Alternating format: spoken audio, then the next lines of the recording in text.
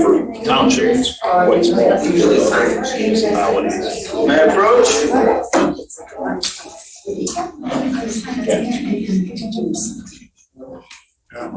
I agree. Not everybody's gonna want to.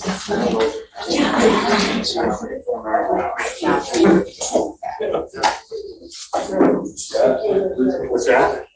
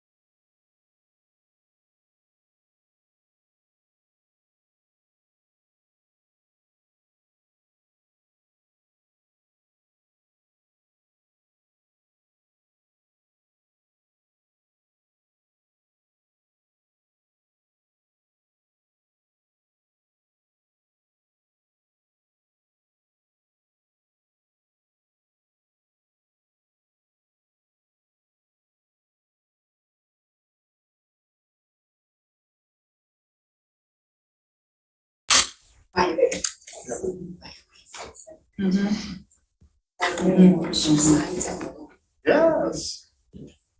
Recording in progress. Yeah. Gotcha.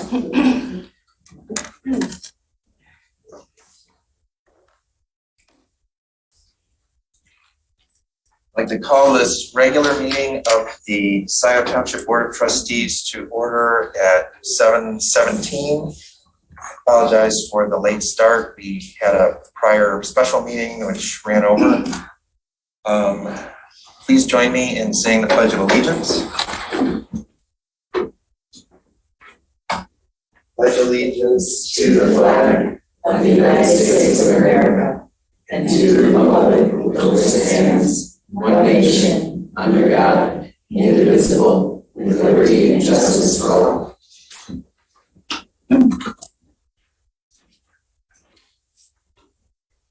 Now call the roll. Those board members who are present, please indicate so when your name is called. Please call the roll. Hathaway. Present. Palmer. Present. Flintoff. Present. Jerome. Present. Noel. Present. McLaughlin. Present. We have quorum. Right. The next item is adoption of the agenda. Is there a motion to approve the agenda? The motion to add one item, to add the establishment of the position of accounting assistant to the agenda. It's the proposed hire of Nancy Colasante, so that we have board authorization for that. I'll support. I do have a question.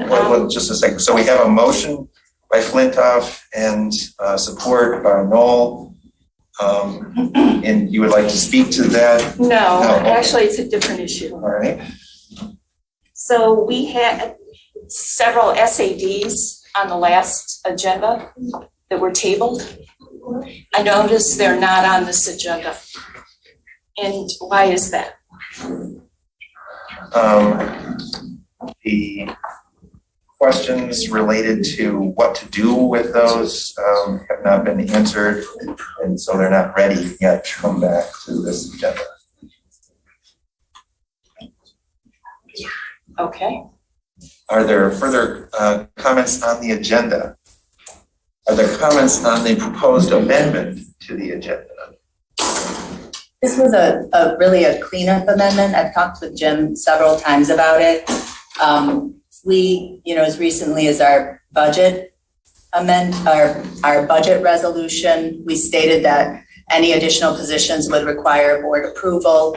The administrator's job description states that we create positions. Of course, a temporary position, such as what's being proposed, can be filled directly by the administrator, but the creation of the position needs to be by the board. So I would hope this would be a simple item. I saw Nancy was here at work today, and I believe to support the treasurer's office. And so just want to establish the position to make sure that we're treating all the employees the same and all the departments the same, so that just as fire comes before us to create a temporary position, or parks comes before us to create the positions of interns, we go through the same simple process. I believe that the administrator's job description does state that the board establishes and authorizes positions. That's of correct. the township. So that would be consistent with the way we've done things in the past. So is Jim providing this, or are you providing it? No, the clerk is providing this motion over the objections of the township administrator. I don't know if also, he's objecting anymore. well, he's not here to speak to it. My last conversation with the administrator is that he did not see a need for the board to approve this position. The employee handbook states that temporary positions, Will be filled. there's a disagreement about whether a temporary position requires board action in order to create it. I don't think there's a need for this to be added to the agenda. And so I would oppose adding this item to the agenda. It would be, I would say I've been provided no legal opinion. I've raised this to the supervisor and the administrator multiple times, 3 times, in person and in writing with all the supporting documents. They have pointed to they're misinterpreting one portion of the personnel handbook. I think our memories are all long enough to remember a few months ago when we stated very clearly that because there were so many positions in the township that we wanted to create, waiting on Administrator Rowley's final report, that we were fixing the positions in the budget to those that existed at the time. This is also about fairness and consistency. We have a lot of very hardworking, wonderful employees. Every department goes through the same process. And so this would also be a departure in practice for at least the last 2 to 3 years. Last, I'll say, is the person who signs the paychecks along with Donna. I'm responsible for making sure that we have proper authorization for every payment of the township, including those on payroll. And so I can't honestly say that a handshake or a half-signed contract between an administrator and somebody is in fact that proper authorization. I have a question regarding this issue. Sure. This covers we're trying to address the situation of all part-time possibilities. Is that correct? Making sure it's all. Yeah, all the positions. Yes, all positions, part-time positions. That includes the part-time help then that you hire at election times? Correct.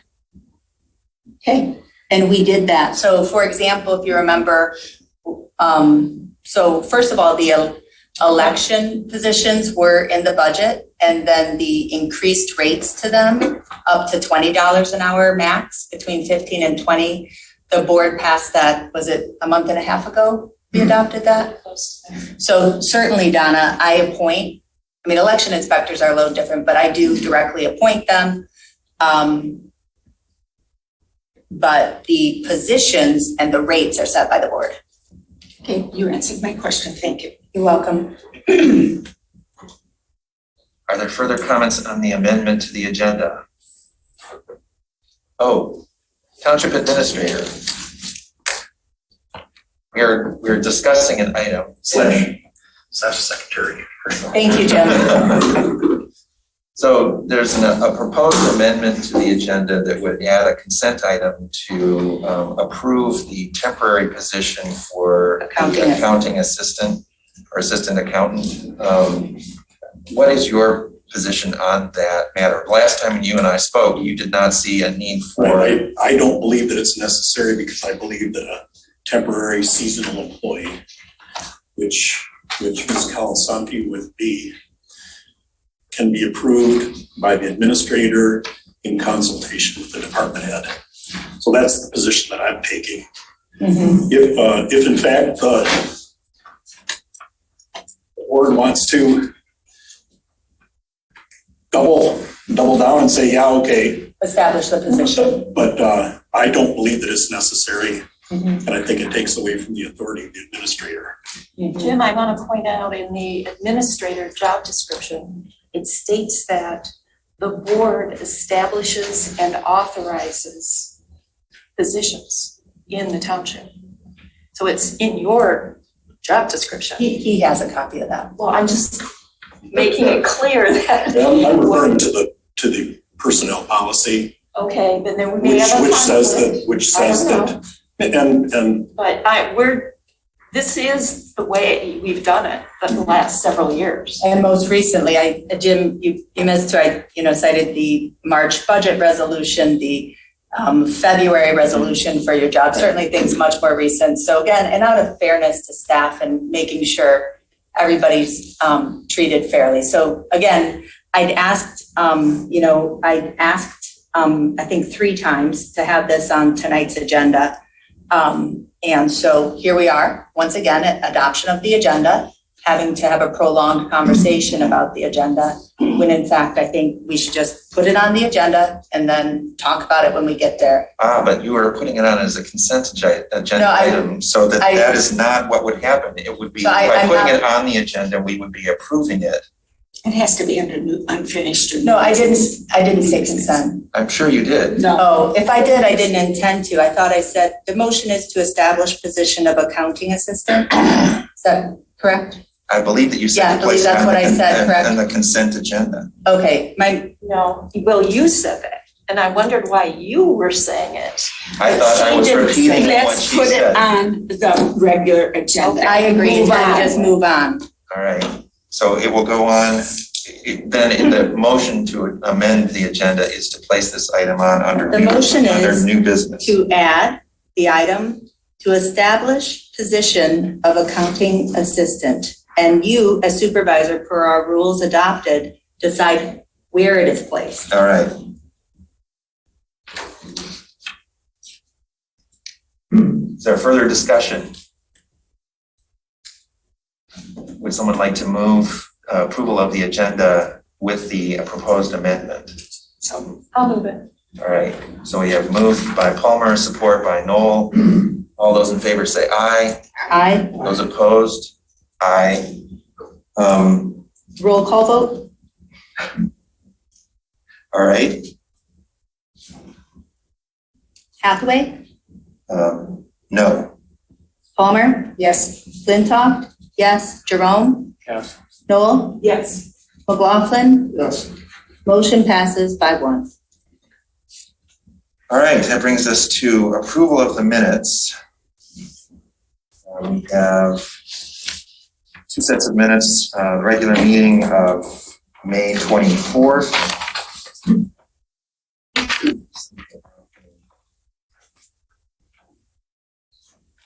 And I do still have, oh, sorry, no, I jumped ahead. No, that's all right. So are there any changes to any corrections to the minutes of May 24th?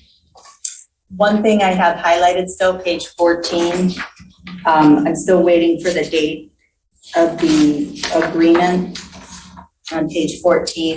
I think Jim, Which minutes? Which? May 24th, Sorry. page 14. So if the board would permit, I'm still just waiting on the date of that agreement. And when I get it, I will insert that date where highlighted in yellow. It's not highlighted in yellow. Oh, page 14 of the, Yeah, page sorry. 14 of the packet. So 17 of the packet. Gotcha.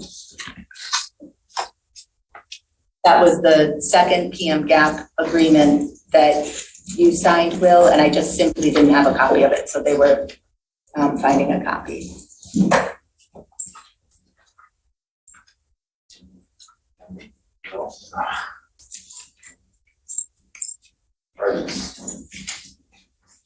So to be added later, As long as nobody has an objection to that. other corrections to the minutes. May 24th. Someone like to make a motion to approve the minutes as the draft minutes as presented? So All right, moved by Noel, support by Palmer. that works. All those in favor say aye. Aye. Those opposed? Minutes are approved. Special meeting, draft minutes, June 2nd. Are there any corrections? Seeing none, is there a motion to approve the minutes of the special meeting of June 2nd? So moved. Moved by Flintoff, support by Noel. All those in favor say aye. Aye. Those opposed? Those minutes are approved as well. All right, that brings us to communications to the Board of Trustees. They're enclosed here in the file. No comments? All right, that brings us to public comment. This is a time for members of the public to address the board on matters under the purview of the board. Each member of the public, when speaking, has 3 minutes to do so. Trustee Jerome, are you prepared to be our timekeeper this evening? All right. Are there members of the public present who would like to speak to the board at this time? Please come to the table and welcome. Welcome. Thank you. My name is Stuart Kallis. I'm one of the candidates you'll see on the ballot on August 2 for 14A District Court Judge, which of course covers Scio Township. It's the first time we're having an election for this position since 1978. So it's actually a very important election. We've got 3 other people are running. Myself, I'm a litigator. I've got 26 years of litigation experience. I'm often in court once, twice, 3 times, 4 times a day. I have my own law firm called Kallis, Griffer, and Hendra. We're located in Ypsilanti Township. I myself am a Saline resident. My wife is a former Pontiac police officer. I have 2 children and 1 dog, who is probably the favorite child of them all because right now we're going through the teenage years. In any event, I have 26 years of litigation experience. I'm licensed in 3 states, 6 federal courts, 1 to get on my flyer, which is Southern District, Indiana. And I am also well specialized in all the things that 14A covers, including civil litigation, landlord-tenant, small claims, traffic. I'm also a certified mediator. So I do criminal defense, and it's the first stage of all the misdemeanors and felonies. It's the first stage of felonies, obviously the final stage for misdemeanor. So of all the candidates, I have the most experience, I'm the most court knowledgeable, and I'm also the one who should be on the bench. It's been great coming out here to meet you all. I hope that I'll have some more discussions with you as time goes on. I did want to get to meet some of you personally. Hopefully I won't see you guys much more in the news though. Have a good evening. Thank you so much for having me. Thank you. Are there any other people present who would like to speak? Please, come on up. Hello, my name is Carl Barr. I'm also running for 14A District Court. In addition to Mr. Kallis and myself, on Armstrong and Torshio Feaster are also running. I'm an Ypsilanti native. I practice in Ypsilanti with my father. I do municipal work primarily. I also do real estate, estate planning, and civil litigation. I believe one thing that sets me apart from the other candidates is I believe I'm the only candidate who has prosecuted, defended, and done civil cases all within the 14A District Court. I'm prosecutor for the city of Ypsilanti, prosecutor for the city of Belleville. I am a Scio Township resident. I live in Country French Estates. My oldest is at Michigan now, and my youngest is at Skyline High School. I know a bit about Robert's rules, and I probably would have called the question with regards to the schedule or the earlier debate. Please don't hold that against me. But I passed out literature. I'd be happy to speak with anybody if they would like. I'm having so much fun campaigning, and it's been great here meeting with you all. And thank you for your service.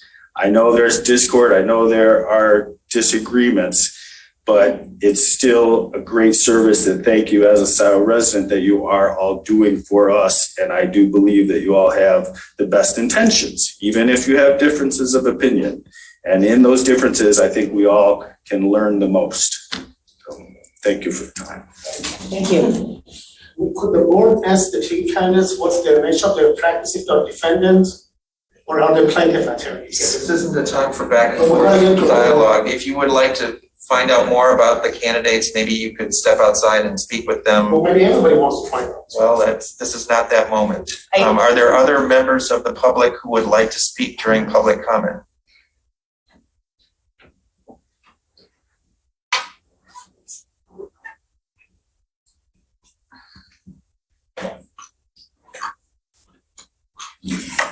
Hi, Pat Stein. My husband and I are longtime residents of Scio Township. And Scio Township continues to be set up to fail. How many times are we going to hear that the treasurer and deputy treasurer's gross errors have never happened before and will never happen again? Yet we have not heard of plans for any corrective action to be put in place. Our supervisor spends so much time and effort, which includes trickery, for the sole purpose of avoiding a true audit of Scio Township's books by a certified accountant, a CPA, or outside accounting firm. We can only surmise that our deputy supervisor and deputy treasurer and our supervisor are hiding something big. Please take note, my husband Bill and I will be voting down any items on the ballot this year that brings more money into the township. Not this year. Not until a thorough review of Scio's books of the past 5 or so years takes place by a certified accountant and there is proper financial monitoring. The only yes vote for Scio from the Stein household this year will be for Jillian Carey to be our next trustee, because the Scio board needs another trustee that votes in the best interest of the township residents, not in the interests of our self-serving supervisor. This board had an opportunity to work our way up from the downward spiral of our township government. In December, you all agreed to hire David Rowley to serve as our township administrator. Mr. Rowley brought to this township more than enough experience, knowledge, and education necessary to get us on the right track. The future looked promising for the Scio residents. But then you blew it. Will Hathaway, you and trustees Jerome, Courteau, and McLaughlin are responsible for Mr. Rowley's resignation. You fought his recommendation and voted down his proposals at every turn. For whatever reason, you did not want Mr. Rowley to be successful in his efforts to correct all that was and is still so very wrong with the governing of our township. And then what did you do next, Mr. Hathaway? You used every local media outlet available to trash talk David Rowley at every turn. Why? Were you so intimidated by his education and experience that you felt the need to resort to schoolyard tactics to deflect from your own shortcomings? Well, you should know, and perhaps you already do know, that your false statements to the media about our former administrator did not have any negative impact on Mr. Rowley's post-Scio employment. Mr. Rowley landed on his feet in a job that should bring hope to every resident of Scio. David Rowley is now with the Michigan Department of Treasury's Bureau of Local Government Services. Think about it. David Rowley is now with the Michigan Department of Treasury's Bureau of Local Government Services. Can we say karma will happen? Are there additional people who would like to speak during public comment? So funny.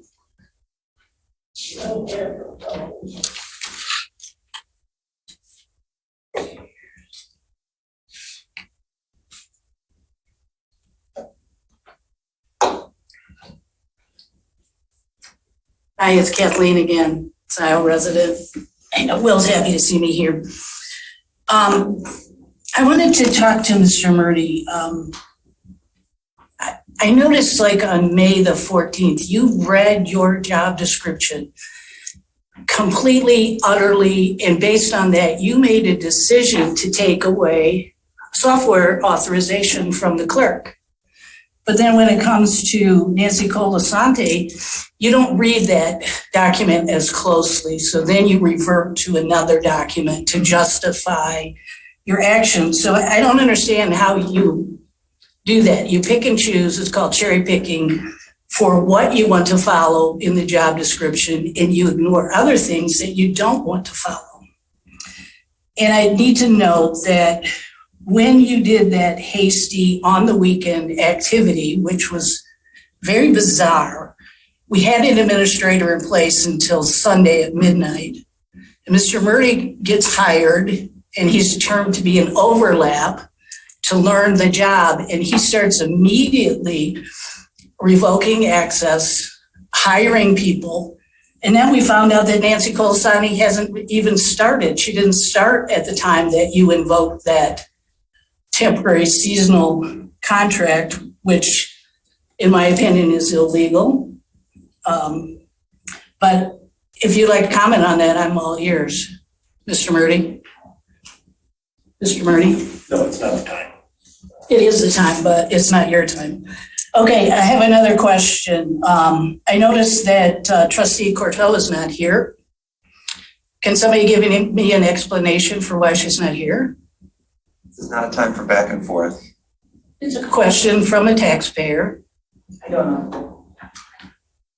Well, we also noticed that she wasn't at the Planning Commission meeting last night. We also noticed that she is missing in over 40%. Her attendance is less than 60% or less, or just over 50% for all of her duties. For the board meetings, for the commissions that she's on. No one is willing to announce why she's not here in none of the meetings. That's very unusual. Mr.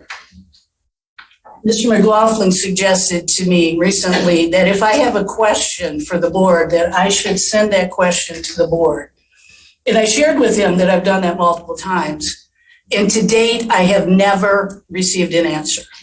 So I'm going to try one more time. I will ask the question about Trustee Cortell. Thank you.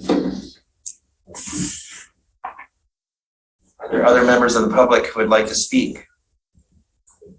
Hi, I'm Christy Houghton. I'm the owner of Wolverine Pickleball, and I'm here. I'm excited to be a part of Scio Township and opening our new facility, and look forward to talking to you more about what we can do to be a gem in the community to bring people together having fun playing pickleball.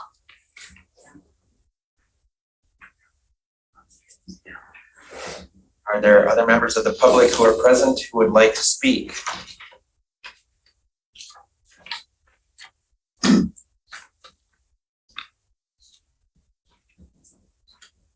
Good evening. I'm Alan Bravano of Parkwood Condominiums, and I sent a document earlier in the day, so hopefully you should all have it. I'm going to talk a little bit about zoning update presentation. Recall, the township planner invoked ordinance 36-399 for the purpose of invalidating 5-acre minimum mandated in ordinance 36-132. If that undocumented act is allowed to stand, Scio's 20-year ordinance, 5-acre min, will be rendered meaningless. Trustees are reminded this parcel is short of 5 acres. Recently, we had 2 FOIA requests rejected by the township. 2 occasions. April 15th, we asked for a total number of past instances where non-conforming was invoked. The theme here was how many times and how unusual is that in general. On May 6th, we asked for the total number of residentially zoned properties in Scio, as well as of that total, how many were zoned after 2002. Assuming the vast majority were zoned prior to 2002, virtually all of Scio would fall in the arbitrary category of non-conforming. For both requests, the township responded that documents do not exist. It was further conveyed that the action of non-conforming requires no procedure and no documentation. Like the township's encouragement for this developer to increase density, Parkwood again has been disadvantaged, this time by the total absence of investigative information. Parkwood has consistently struggled with the process. We further experienced the following, which goes to the very core of authority in allowing this irresponsibly dense project. On May 5th, we sent an email requesting in full existing documentation which supports an invalidation of the 5-acre min. The request was ignored by the planner. We submitted, as I mentioned, 2 FOIA requests, which the planner administers, which we find as a conflict of interest. In emails, the planner has twice encouraged Parkwood to apply for the Zoning Board of Appeals. The board is a body of 6 containing 1 planning commissioner member who already voted in favor of the site plan approval. Parkwood has also witnessed the incredible power of this township planner, a non-elected position who is a contracted Scio vendor, a person who seemingly has the extraordinary capacity to wave off a long-standing ordinance with mere spoken words that facilitates a developer path. In summary, Parkwood ends dismissive precisely where we started. If trustees allow non-conforming to be evoked without proof documentation, it renders a 20-year ordinance, 5-acre min, worthless. We respectfully ask that you please see this so-called non-conforming maneuver for what it is and not to approve Site Plan 21021. Our enduring message, this extremely high-density proposal is not in the spirit of the Scio Master Plan. Thank you for your time. Are there further comments from members of the public? Sorry, oh, I'm sorry. My name is Oleg Mikhailenko, and I'm also for Parkwood Condos. I've had a lot of time to think over some of the things that have happened there between us and the subdivision just south of us, another condo. When that was being applied to be built, we were sort of against it. We were able to get it down to a smaller dimension as far as number of units. However, there was one thing that was done that is now affecting the people on the north side of Parkwood Condo, Park Grove, and the subdivision next to it. They put up a mound, which was allowed. It should not have been. Now that mound gave them some privacy. However, that also gave the water runoff directly to the units on Park Grove. That's a mistake. It's been around for a long time. There's not much you can do about it. Now, we're facing a very similar situation. The development of this 5 acres to the south of us wants to put in 35 units. Initially, they wanted less, but somebody talked them into a larger amount. We know who it is, but that's not here or there. I'm not against it. We're not against it, doing it, but it should be done in proportion. Every time we get a rain, even this 2.5 inches of rain that we had last week, we noticed that the pond was full again. Not as bad as when the ground is frozen, but we have a situation there where you have about 1.5 to 2 feet of black soil, and then you get underneath hard clay. So where does the water do? it runs up to the hot clay, then it filters into the neighbors. And if they are allowed to put in 36 units, they're going to cover about 60% of the buildable amount with roadways, parking lots, driveways, foundation of the, they are not allowed to do basements there. They'll be on a flat floor. So all of that water, where is it going to go? Towards the lower spot, which is in a Park Grove. So we're creating an additional problem. We don't mind that somebody builds there, but it should be done in proportion to what the ground can take. Basically, I don't know what you can do about that. It's being approved. I would like to see it, downsized, but we can talk to you guys, and the other things were approved, no matter what people said, but they were approved. Now we're doing a third mistake. Thank you. Thank you. Abby, would you like to speak?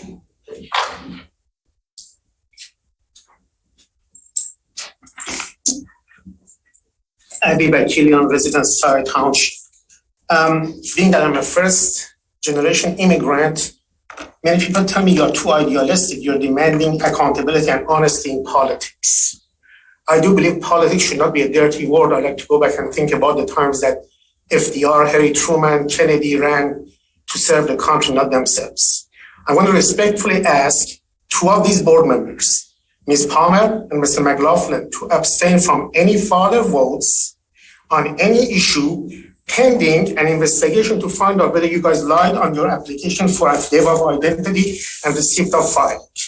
This application clearly says that making a false statement in affidavit of identity and receipt of filing, one, it is a perjury, a felony punishment by up to fine of up to 1,000 or 5 years imprisonment for up to 5 years or both.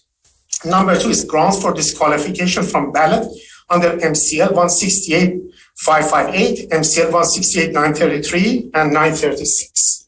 Ms. Palmer has told me in person that anybody who knows her knows she's not a democratic person. Mr. McLaughlin signed his affidavit and he crossed out, he wrote, no party affiliation, and instantly in the next breath he became a Democrat.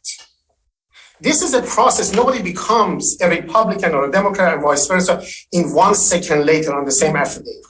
Now, the fact of the matter is that this is not for expediency to say that in Scio Township, in order for me to get elected, I got to run as a Democrat, so I will write a Democrat. You have to be a Democrat at heart and in mind to write a Democrat. If not, you have to be honest with the voters and write Republican or no party affiliation. Both these two are not Democrats.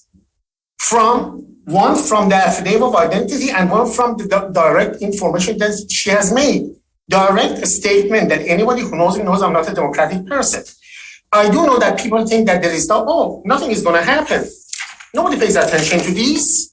Well, here's being an idealistic person, the clerk of this township, Jessica, they filed this with your office. I want to file an official complaint against each one of them with the proper language for referral to the proper, whomever they are, for both civil as well as a criminal investigation, as whether these two are really Democrats or whether they lied, as I know they did on their affidavit, just to get elected, and they pulled the bamboozle over the citizens of Scio Township. This is not, it's punishable by a felony up to 5 years. It doesn't say, if you, for expediency, you want to get elected, go ahead and write whatever you want. This is, again, I have given this example before. That is like me going to West Bloomfield, Michigan, who is very, very Republican, and write in my affidavit, knowing I'm a progressive person, I'm a Republican just to get elected. It will be just as bad and dishonest. Thank you. Is there anyone else present who would like to speak during public comment? My name is Leslie DiPietro. I'm a resident of the Parkwood condominiums. Normally, we have been here discussing the impact of this on this ourselves, the Parkwood. At this time, we would like to talk about the issues to the prospective buyers, and I have a series of questions for you, a little background. The questions that I'd appreciate answering either now or later in writing. You know my statement, by the way. At $500,000 per unit, will there be a sales disclosure about the issues that we are raising to the prospective buyers? Secondly, I'm sorry, I didn't need to read it. It seems possible, if not likely, that these units that would be on top of a landfill would experience slab settling, causing foundation cracks, uneven or sloping floors, cracking in the drywall around the windows or doors, causing possible problems. Will these unit owners require additional insurance coverage, and will the township inform them prior to purchase? If so, if and when a future sinkhole appears, would the township ultimately be liable for its repair? Will the existence of wetlands be disclosed to the potential buyers? That is really the question. In summary, we respectfully submit that these concerns as one more aspect of an unsuitable proposed development, and ask the Board of Trustees not to approve site plan number 21021. Thank you.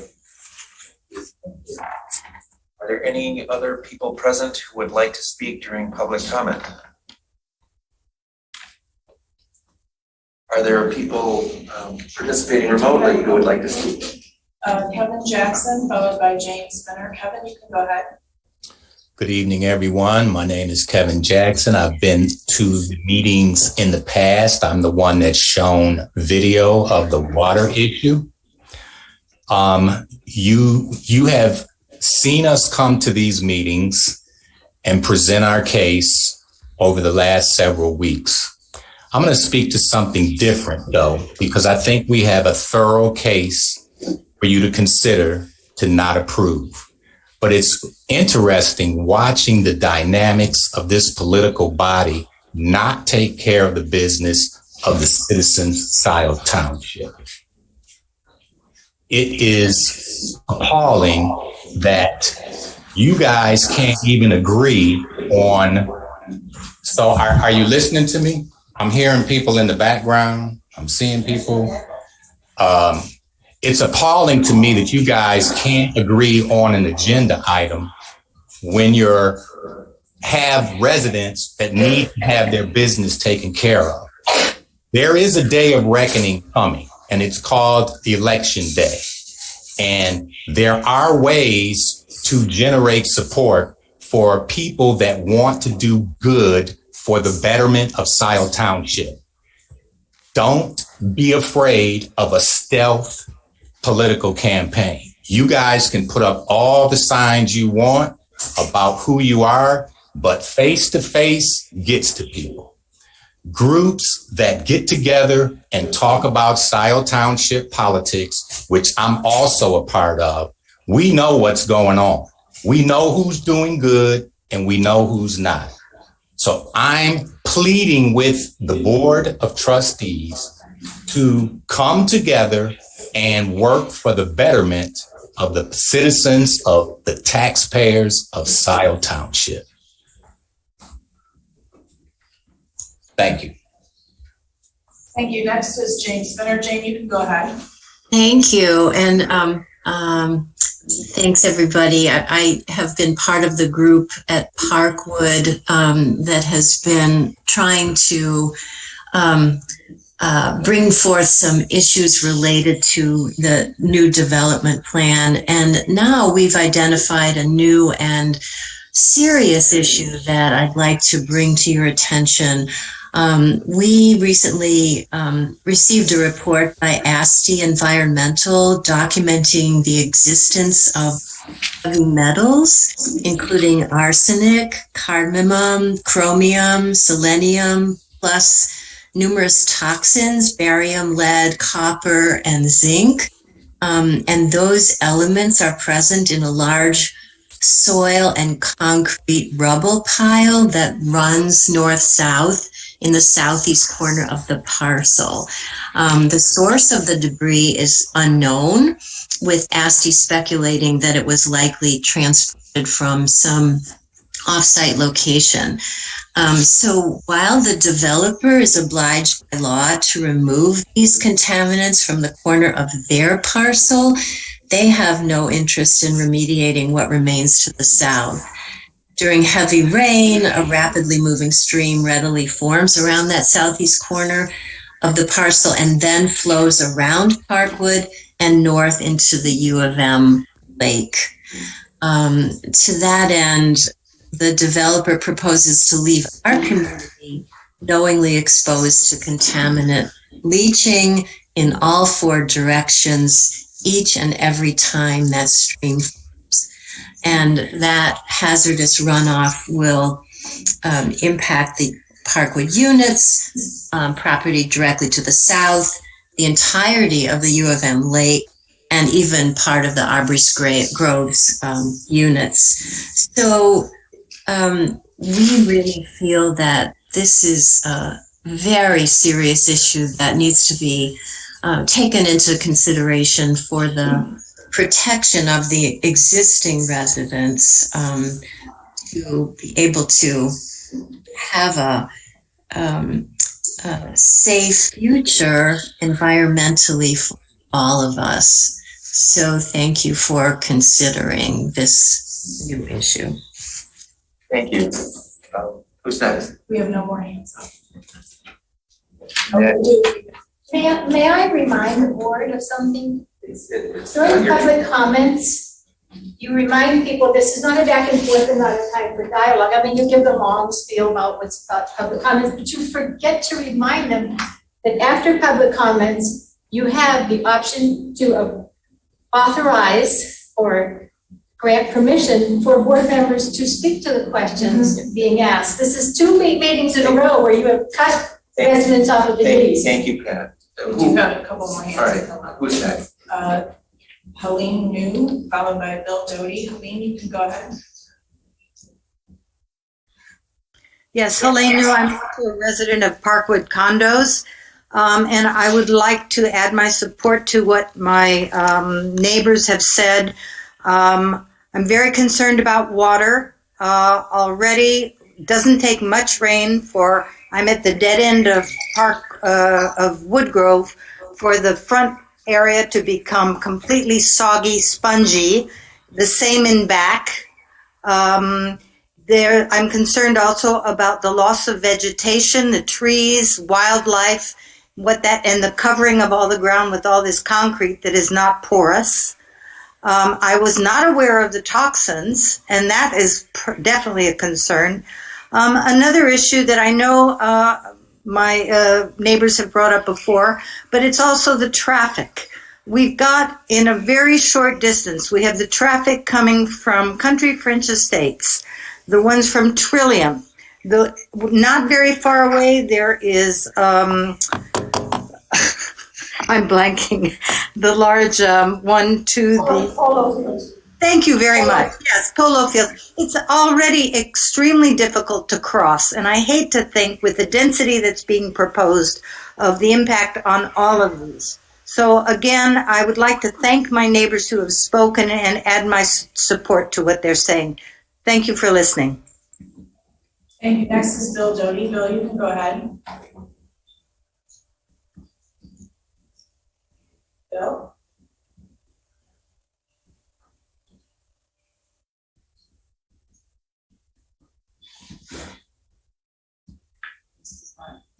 Not available.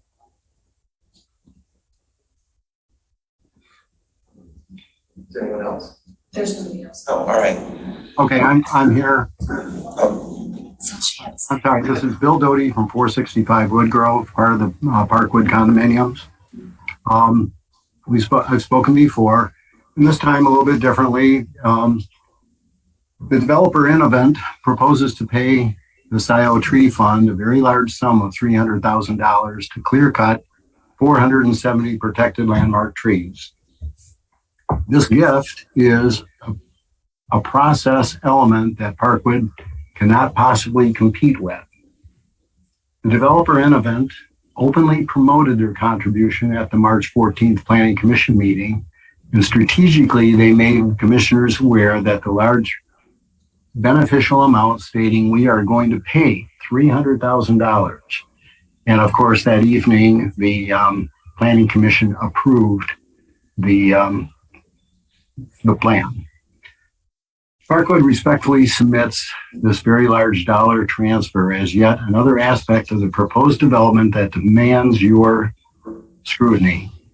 We ask the Board of Trustees to not approve site plan number 21021 for Aubrey Grove.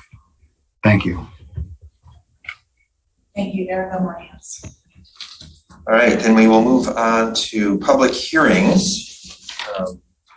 This evening, we have a public hearing on the estimated costs and expenses of the amount to be assessed in the Special Assessment District for fire protection. Chief Hood.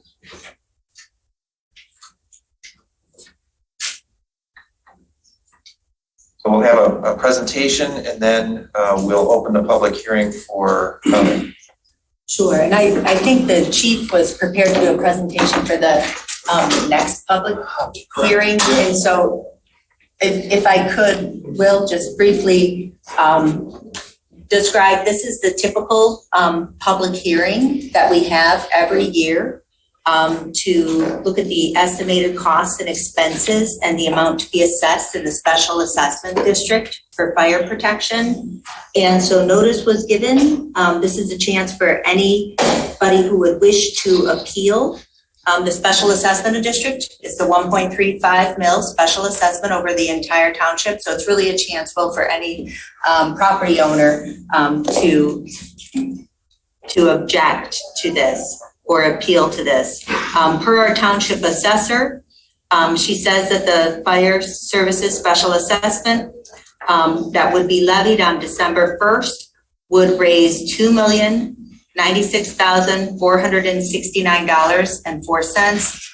And attached here, it is the budget report for the fire department fund. And these are the expenses to date for the 22-23 year, as well as the approved budget. And so, Chief, would you say that these are a fair representation of the estimated expenses for this fiscal year? Yes, they are, unless we have unforeseen expenses, but that's the nature of an unforeseen expense. All right, you need to share screen.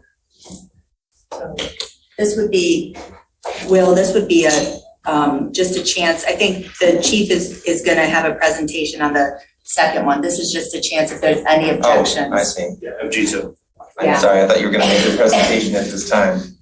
This is and just so everybody's clear, there's about a $1.9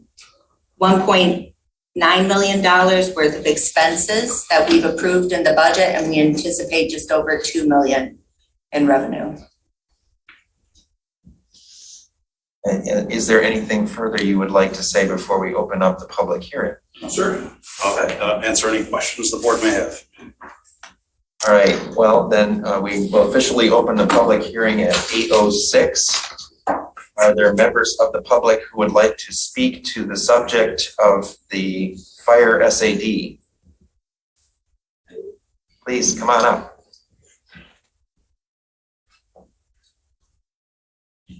Is this the same 3 minutes? No, there's actually, for public hearings, the time limit is 5 minutes per speech. Hi, Kathleen Brandt, Scio resident. I have some questions. My questions are around financial controls.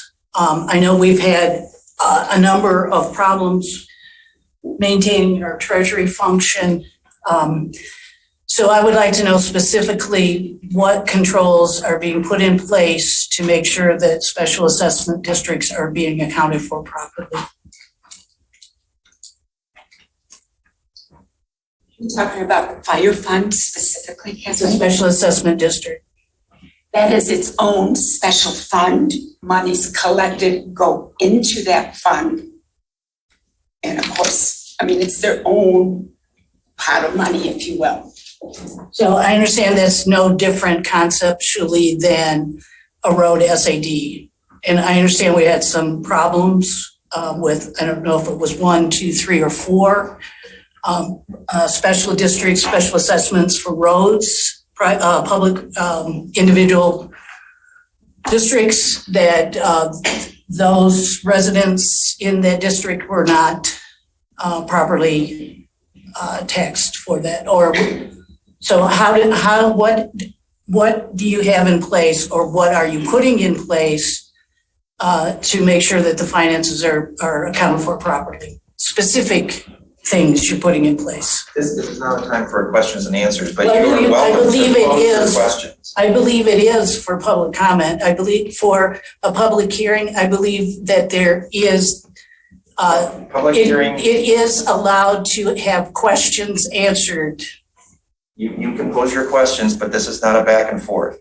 Well, I want the answers, I want my questions answered. And I will state that in recent public hearings, you have allowed the public to ask questions and they have been answered. So I would expect the same respect and rights.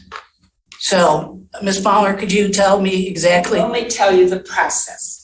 When we have special assessments, the installment for the year, usually they run 10 years. That's kind of the norm.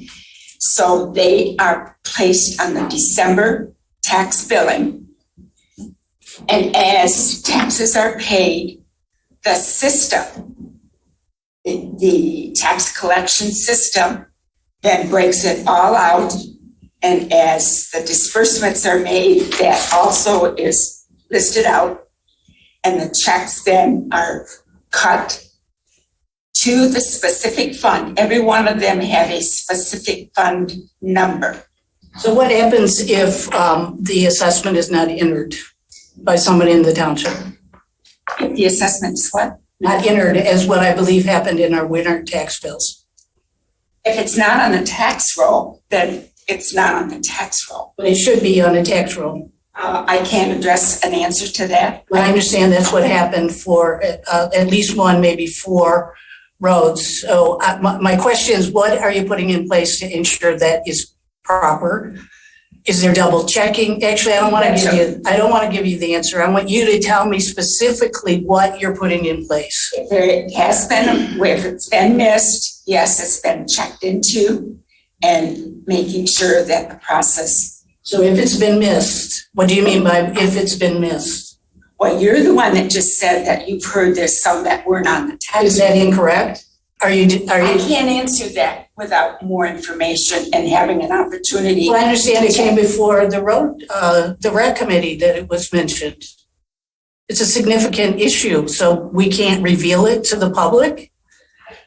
Go ahead. So we were informed that several SADs were not on the roll. They were not assessed. One of them was Cottontail in particular.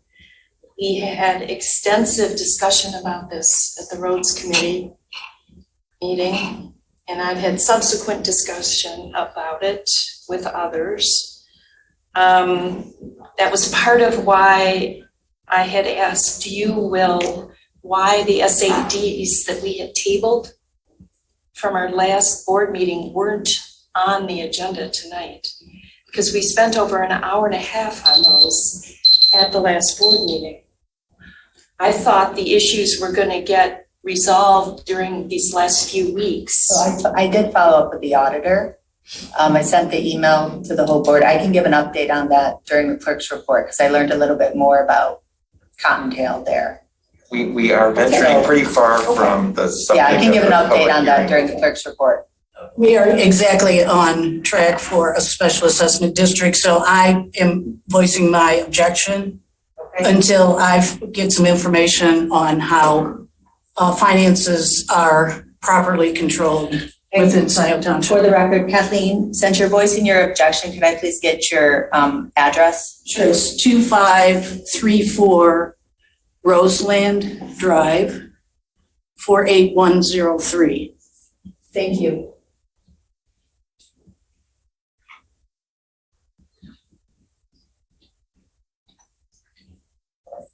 I forgot their glasses, so if I'm glaring at you, it's because I can't see you. Okay.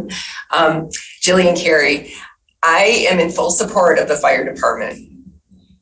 They have our backs and keep us safe. It's really important that we take care of them. When I read through David Rowley's report, his last report to the board, there was an issue that he had mentioned regarding the fire department SAD millage. And from what I have studied and realized is that we've had a SAD and a millage. There's two different public acts that gives the board the authority for fire department funds, but they cannot be mixed. So I want to make sure that our fire department is taken care of and that we are doing the right process, not merging them. It amazes me that when I hear our fire department come up, or Chief Hood, and what our department needs, and there's hemming and hawing and sometimes a no vote. And I don't understand that, because if your house is on fire, you're gonna want them, you're gonna need them. So please, just make sure that everything with the fire department is going properly. No taking funds and moving them over to places that aren't supposed to be. Make sure that any agreement, We don't do that. okay, Donna, I know that you're on this. Thank you. So please, I am in support of this, but I want to make sure it is done properly for them. Thank you. And I want to respond briefly. That one reference in David Rowley's final report, that was what the accounting adjustment that I described at the last meeting, that takes care of a large part of that issue that he identified. Because it was just a matter of an accounting practice that we needed to change. Certainly all funds assessed for fire were spent on fire services. It was just a matter of which year they were being booked as. But to your second point about the laws, because you're right, Act 33 is complicated, and we've gotten some more education recently from our township attorneys. So I do think, once we get through this year, as we go forward with it, we may do the process a little differently. But I'm fully committed to doing it properly. We just don't want to go down the road and then have to stop everything or put things on hold. Absolutely. For them. You got it. Okay, thank you. Are there any further comments during the public hearing on the fire SAD? Is there anyone participating remotely who is raising their hand? In that case, the motion to close the public hearing, moved by Jerome, support by McLaughlin. So we're closing the public hearing at 8:16. And now, the presentation. Get brought in so I can present remotely, please.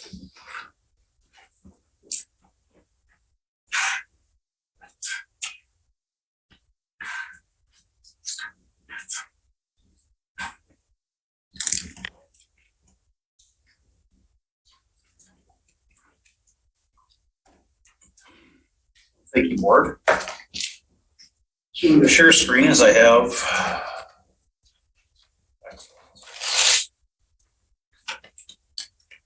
Patients to run through for everybody. Excellent. And I apologize, this is probably going to take longer than I hoped. I hope you can listen to me for a little bit. So I titled this Fire Services Assessment. To start off, I think it's important that everybody knows what our fire department does. And probably everybody's first guess is fire suppression. It's a primary function of most fire departments. We respond to building fires, vehicle fires, grass, brush fires. In 2021, total of 64 fires were responded to, 5% of our total calls. 33 of those were building fires, about half those within the community and half those without the community. Two real different types of building fires. As you see in that picture there, we call that a major fire, a significant fire. Those are about a third of what we do in the community and the majority of what we are called outside the community to help with. And within the community, the other 2/3 of the building fires that go on, we call minor. And they might not be minor to the homeowner, but it's minor in terms of resources needed to address. That might be a fire inside a wall where we just open up the wall and put the fire out, where it hasn't extended to the contents or got into the main structural members, or even like a kitchen fire that's extended to the cabinets. We can put the cabinets out pretty quickly. EMS, emergency medical services. We're first responder to medical emergencies in the community. Oftentimes we arrive before our ambulance company, provide basic life support. Some of the things we can do, CPR, and all our firefighters are trained on using an AED. And we have certain medications we can give. We have Narcan to take care of a narcotic overdose. We have epinephrine to counteract allergic reaction. We have breathing treatments for asthma and such. Last year, 2021, 726 medical calls, about 55% of our calls. Rescue calls. We extricate victims from car crashes, respond to most car crashes within the community where there's injuries. Begin our basic first aid, transfer patient care to the ambulance service. Low angle rescue, we rescue people from along the riverbanks or areas of incline, ice and water rescue, and machinery rescue. So basically, if you're caught in something, under something, or in somewhere you can't get out of, we can come help you get out of there. Hazardous conditions calls, odor investigations, gas leaks, both inside and outside of home, hazardous materials incidents. Today, most of them you don't hear about, but today we got a call, one of our gas stations on Baker Road had about a 75-gallon diesel fuel spill. We showed up there, we determined there was no immediate hazard, but we made sure the spill wasn't going anywhere, identified the source, and reported it to both state and local officials, and cleanup's underway of that hazmat incident. Wires down calls. Fortunately, last night the storm wasn't too bad, and we only went out on one wire down call, but some storms can be significant where we're running from call to call to call. In that case, we just make the area safe, report it into DTE to get fixed, and go on to the next one. And also burning complaints and smoke investigations. Oftentimes someone smells smoke, sees smoke, may be hostile, not hostile, but we go out and check it out anyways. Something new we do, fire inspection program. Our assistant chief, Armstrong's our fire marshal. When the township gets new plans for developments or buildings or subdivisions, he reviews those to make sure the plans comply with fire code, inspect businesses for fire code compliance. Both of those help reduce risk within the community. If we can reduce fires, we can reduce risk, keep our businesses in business. Also, we determine origin of cause of fires, and that goes back to reducing risk. If we start seeing trends, we can start public education to reduce that trend. And also, we educate the public in certain aspects. One that we do a lot lately, a number of businesses are requesting fire extinguisher trainings. We use borrowed equipment, and we go out to the business and show them how to use their fire extinguishers. Current facilities, we have one centrally located fire station on Zeet Road. It was constructed mid-80s, 87, 88. We went operational in the building in 1988 when we took over our own fire protection from Dexter Area Fire. Building was renovated in 2020 through 2022. That's pretty much wrapped up on the outside, a couple odds and ends to finish up, but we're working through that. Building like this, it's a busy building, has about a 50-year life expectancy, probably 20 or so years remaining in the lifespan of that building. It should be noted that this building was originally designed as a volunteer fire station. When the department was founded, we had about 25 active volunteers, paid on call firefighters. And today it's been converted, modified, and now in its final form, it can house up to 4 full-time firefighters 24/7. Our fire apparatus, we have a primary fire engine. It's a 2017 Rosenbauer. This responds first out on fires, car accidents, and medicals when we're staffed with only 3 people. It's in excellent mechanical condition and meets our operational needs. A couple interesting notes about this vehicle. It's capable of pumping 1,500 gallons a minute of water. It holds 1,000 gallons of water.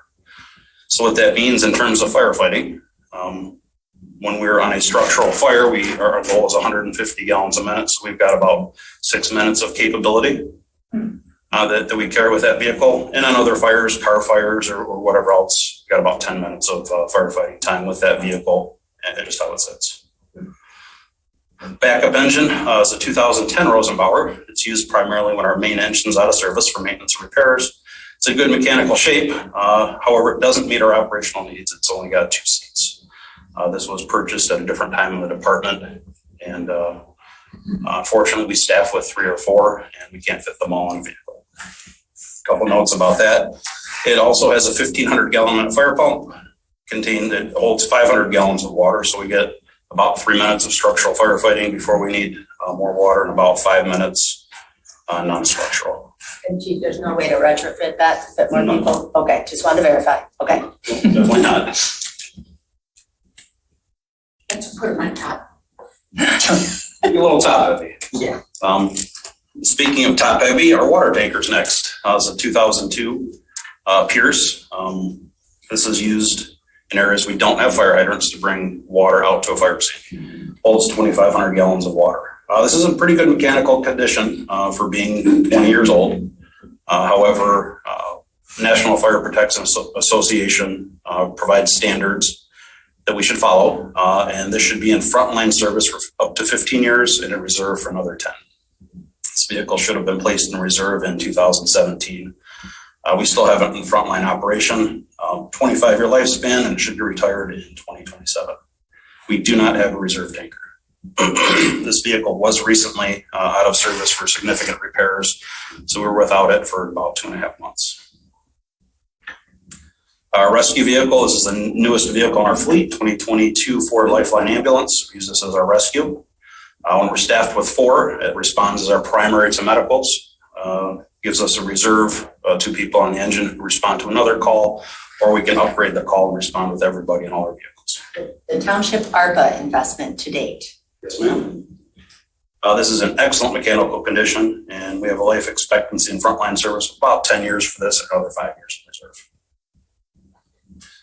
Brush truck is a 2007 Ford F-450. It primarily responds to grass and brush fires within the community. 15-year frontline life expectancy. We should replace it around this year. It's still in great shape. I don't see why we can't get another couple of years out of it. And we don't really need a reserve for this vehicle. It's a low-use vehicle. Responds to grass and brush fires, and it also tows our air compressor trailer. And we house the county's hazardous materials decontamination trailer, which it tows as well. I want to talk a little bit about what these vehicles can do, specifically what a fire engine can do. Fire engine is really the workhorse of the fleet. It's equipped with enough water to get started. It's got excellent pump and hose configuration, and in fact, in many services, the fire engine's the first to the scene. It's got the best complement of hose, so they get the right hose lines in place, gets the water flowing. It's got a lot of compartment space and room for tools, so we have a lot of our extrication tools on there and a lot of firefighting tools on there. And it's adequate for water, contains adequate water for areas with municipal water service. So like I mentioned earlier, 6 minutes on scene. We have capacity for with this vehicle. Our firefighters are able to attach to a fire hydrant, and at that point, we're on unlimited municipal water. This is also the lowest cost vehicle, firefighting vehicle in our fleet. It's about $600,000 to replace. A few negatives. It's got less water than needed for municipal or for rural operations. We get out where we don't have municipal hydrants, we have to tank water in. So that's a negative, a drawback, and it's got less capacity for ladders. The largest ladder an engine carries is 24 feet. It works adequately to reach the roof of a 1-story building or the 2nd-story windows of a 2-story home, and it generally won't reach the roof of many of our commercial buildings, especially our taller ones. A ladder truck, you notice we didn't talk about that in our fleet because we don't have one. Positives of a ladder truck. Ladder truck has excellent ladder reach. They have a mechanical ladder on top generally that can reach up to 110 or more feet. And plus several ground ladders that can reach up to 35. So the ground ladders on the ladder truck would get us to the second-story roof of a 2-story building. And the mechanical ladder would get us to most any roof in this township. They can have pump and they can have a water tank. So they can be used as an engine, but there's a few issues with that. They got less compartment space. There's a big ladder on the top, so we can't put as much hose on the top, and there's less room for water. And the biggest drawback is they're expensive. They're 1.3 or more. And our water tanker carries a large amount of water, and it can be designed to pump water, and ours does. Ours has the capabilities of a pumper or an engine, but it comes with some drawbacks as well. It's not ideally suited for an engine. Less compartment space, less space for hose. That hose is much higher as we have a large water tank that's taking up space. More expensive than an engine, a couple $100,000 to $300,000 more. And there's higher maintenance and operation costs. So they typically have a second rear axle, which means 4 more tires, means more brakes. They're heavier, harder on the suspension, and they need more power to get moving and slow down. Yes? How much water? Our water tanker carries 2,500 gallons. Yeah. One other question about our vehicles. Which local bridges have weight restrictions for our vehicles? And also related to the bridges, the tunnel through Dexter to Dexter Pinckney. Yeah, so we have, Those? sure. So we really have 3 bridge issues in the township. Okay. One being on Parker. It's more of a culvert that has a little limited weight restriction, but that's on the north end of Parker. We don't get up that way that much, and that is slated for repair. The 2 more significant bridge issues we have are the Dell High Road Bridge. It's the old, I think it's a Pratt Bridge. I can't remember the manufacturer, and then also the one that's Foster Maple, similar style. Those have weight limits of 20 tons. And Engine 2 is our only firefighting apparatus that was able to cross those bridges. We can't send our primary engine or our water tanker over those bridges. What about Dexter Pinckney through? So Dexter Pinckney, I believe our tanker and Engine 2 are the only 2 that can go underneath there. Okay. Yeah, our Engine 1 has to go around. Ladder truck clearly would not fit as they're typically a couple feet taller. So I'll talk a little bit about our current staffing. So we staff 3 full-time personnel on duty daily. We have 3 shifts of 3. They work a 7 a.m. to 7 a.m. shift schedule. So as an example, shift 1, and I'm making this up, would come on duty Monday morning at 7 a.m. 7 a.m. Tuesday, they'd be relieved by shift 2. 7 a.m. Wednesday, they'd be relieved by shift 3. Would then on Thursday at 7 a.m. be relieved by shift 1. So our full-time firefighters work 24 on, 48 off. We supplement that with 1 paid on-call slot. Our goal is to get to 4 on duty. That shift is staffed about 1/3 of the time. The goal of having that 24-hour 4-person staffing is so that our on-duty crews meet our MIOSHA requirements of 2 in and 2 out with the on-duty staffing. We'll talk a little bit more about that later. Current administrative staffing. Fire chief, myself, 40-hour work week, Monday through Friday. Assistant fire chief, 40-hour work week, Monday through Friday. Administrative assistant Terry, 20-hour work week, Monday through Thursday, 9 to 2. Assistant Chief Armstrong and I are also subject to being called in off-duty hours at the needs of the community. Current millage funding. Right now, the township assesses a 1.35 mil Act 33 millage. Brings in last year about 1.9 million in revenue. In ballpark, 80% we spend on personnel, about 10% on tool supplies, equipment, things of that nature, and then other 10% on building expenses, maintenance of the building, maintenance of equipment, and cost allocation. This is fiscal year 2023 is up about 9% from 2022, in part due to tax revenue increases. There's a 3.3% increase from the state, and then there was some additional from new development within the community. And we got about 5% increase in funds due to our fire inspection program, which is essentially paying for itself. And here's kind of a comparison of what 2022 and 2023 look like. A little bit increase in personnel costs. We now have the assistant chief on. Last year he was on a half year, now he's on a full year. Tara was on a half year last year. She'll be on a full year this year, and there's wage increase for the firefighters. The 2 building tools, equipment, those 2 kind of balance out around $325,000 to $350,000 a year. back and forth. Last year, we spent right around 1.75 million in non-capital expenditures. We're looking forward to 1.9 million this year. Couple of things that our current millage funding doesn't provide for. We don't meet our militia staffing for 2 in of 2 out on a 24/7 basis. We need to have 4 people on duty so that when we arrive on a fire scene, we can immediately go to work inside the building. Regulation requires if 2 people go inside an area that's dangerous, example, building on fire, there have to be 2 people outside to be able to rescue them. We meet that about a third of the time right now. Equipment replacement costs. We need some expensive equipment. Our air packs are about $200,000 to replace every 12 to 15 years. Our Hearst tools, we got about 50,000 to replace every 15 years. And various other hand tools, nozzles, hose, and everything that goes along with that. We're currently not dedicating any money to an equipment replacement fund. And we're not dedicating any money to a vehicle replacement fund. We should be, with our fleet, putting about $100,000 to $120,000 a year away to be able to replace those vehicles when it comes time to replace them. And there's no money budgeted for expansion of the department.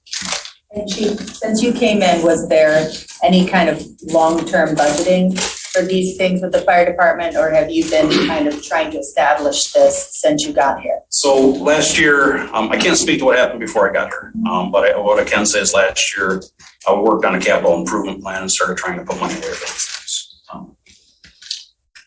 So really what we need today at the Z Road station is to add a full-time firefighter daily to fill that 4th slot. It's a total of 3 new personnel, 1 per shift. I'd like to replace our current tanker, which is due to be phased out here in a few years, with a combination pumper tanker. We've got an engine that's in good shape, and I think we can get rid of our backup engine if we build a tanker that's suitable to operate as a pumper. 1 less vehicle in the fleet, it's still got some value today, and we can save some maintenance and repair costs down the line. We need a ladder truck. This picture here is a demo that one of our vendors brought out, and you can see that 110 foot reaches the top of the hotel next door pretty easily. Brush truck, next couple of years needs to be replaced. The township's making some significant investments in pathways and open space and features like that. Oftentimes, our engines can't get anywhere near those if there's a fire or a medical emergency in the backwoods or down our bike paths or anything like that. Our brush truck can't get down there either. So we need to invest in an ATV that we can use to get into these harder to reach areas that has some firefighting capabilities as well as capabilities to help bring someone injured out to an ambulance. And then we also need to fund a vehicle and equipment replacement. So then we jump into need for expansion, and I put a question mark here. Because really there's a lot of questions that have to be answered before we can say yes or no. And I hope to touch on a number of points here that will help the board point towards this decision. And I open with this slide, and basically, in the grand scheme of things, we get what we pay for. We can have fewer fire stations. With that comes some things we have to be aware of. We're going to have longer response times to areas in the community. There'll be a lower level of service. One station can house less people than 2. And oftentimes there'll be higher fire loss. Fire grows exponentially, and the longer it takes to get to a fire scene, the more damage there'll be. Lower life safety. We talked about epinephrine and Narcan, things that we carry. And if someone's got a bee sting and they're having an anaphylactic reaction, if we're 2 minutes away, we've got a much higher chance of success administering that medication, having a positive outcome, than if we're 12 minutes away. But there are some positives, fewer fire stations. We have less personnel to staff, and there's lower costs. It was pretty simple. And on the other side, if we look at more fire stations, we're going to have shorter response times because we've got more stations strategically placed throughout the community. A higher level of service. We can, respond 1, 2, or 3 vehicles to an incident based on severity. Lower fire loss by getting there quicker. We're able to interrupt the process and stop the fire before it continues to grow. So if we have a fire right next to our fire station on a kitchen, and we get there and we're able to use our water can to put out the cabinets and ventilate it out and make sure the fire is put out, That's good for someone who's a half mile from the station, but someone who's 4 miles away or 5 miles away, who's got a much longer response time, that might be the whole kitchen or maybe even a second room on fire before we can get water on that fire. And it comes with higher life safety too. The quicker we can get to these medical emergencies, the quicker we can have an impact. The con there is more personnel and higher costs. So we need to look at what we're at. Right now we've got one station in the center of the township. I call that the fewer station side. And say we have, 33 square miles in the community we cover. We could decide to build one fire station every square mile and fully staffed. I'll tell you, the response times will be almost nothing. The service level will be huge. Fire loss will go way down. Life safety be great, but that's going to be unaffordable for everybody. So we've got to find something somewhere in the middle that we can objectively look at and say, hey, this kind of meets our needs. So I guess we got to figure out, how do we determine what our needs are? A number of ways we can do it. We can develop a strategic plan, or we can look at strategic plans we've developed in the past. We can have people do studies or look at studies we've done in the past. We can look at our insurance services office rating, our ISO rating. I'll talk about that one a little bit. We can look at our response times. And these last two kind of go together, but numbers of calls in an area and heat map. So 1996, Chief Wildane authored a strategic plan for the department. And I grabbed one piece out of it. This is towards the end. And it's kind of pertinent, right? He recommended the township determine the level of protection they want and provide an adequate funding mechanism. All too often we say, hey, we're willing to spend $50 on fire service, not knowing what that $50 gets us. So this should be the first sentence of any strategic plan. Figure out what you want and figure out how to get it.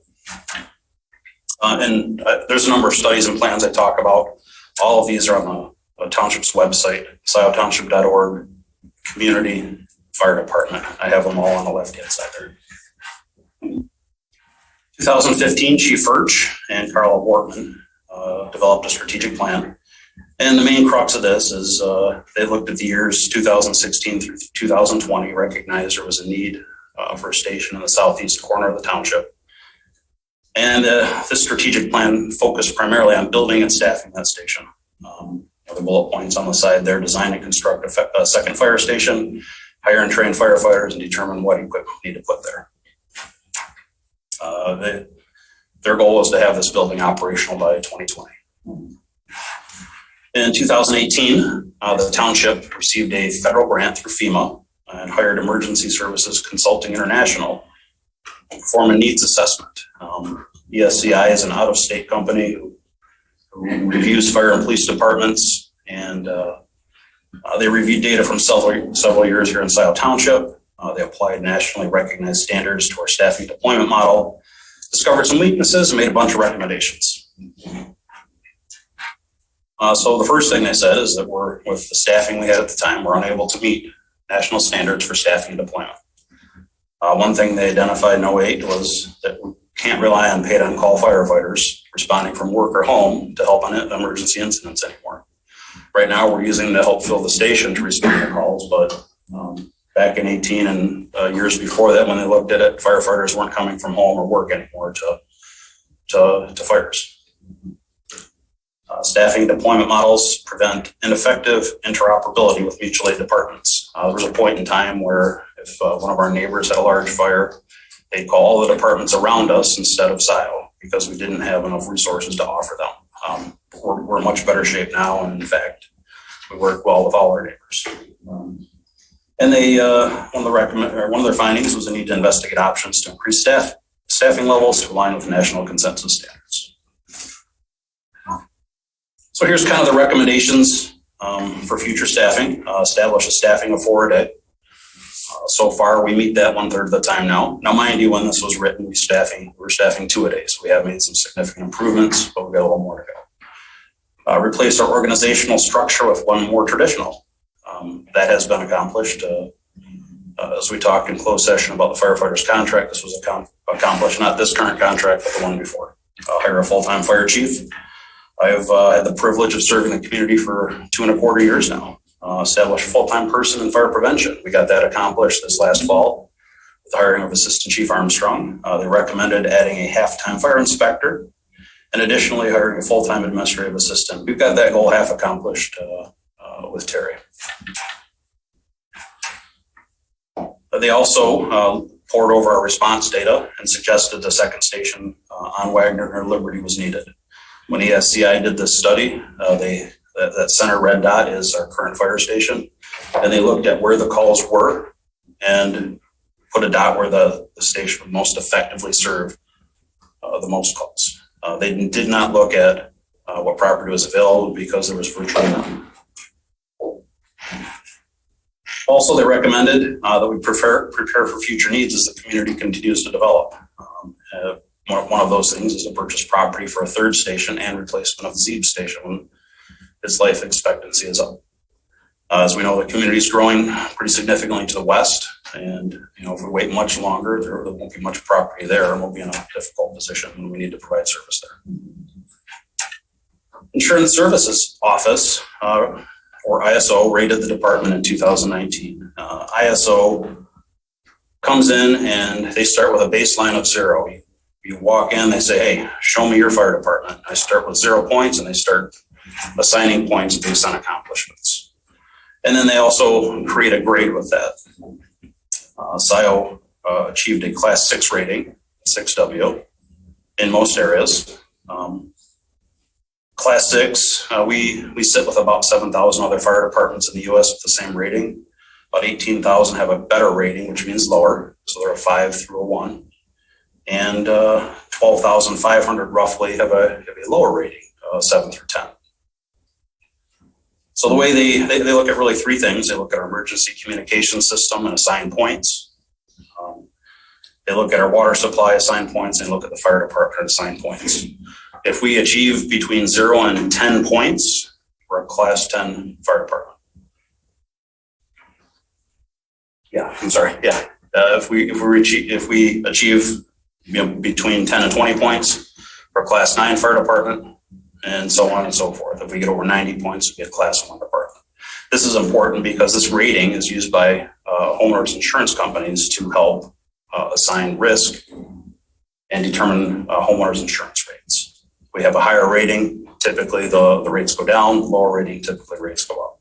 One little caveat here, that's for areas that are within 5 road miles of a fire station. Anything outside 5 road miles of a station receives a class 10 rating, which is the lowest rating.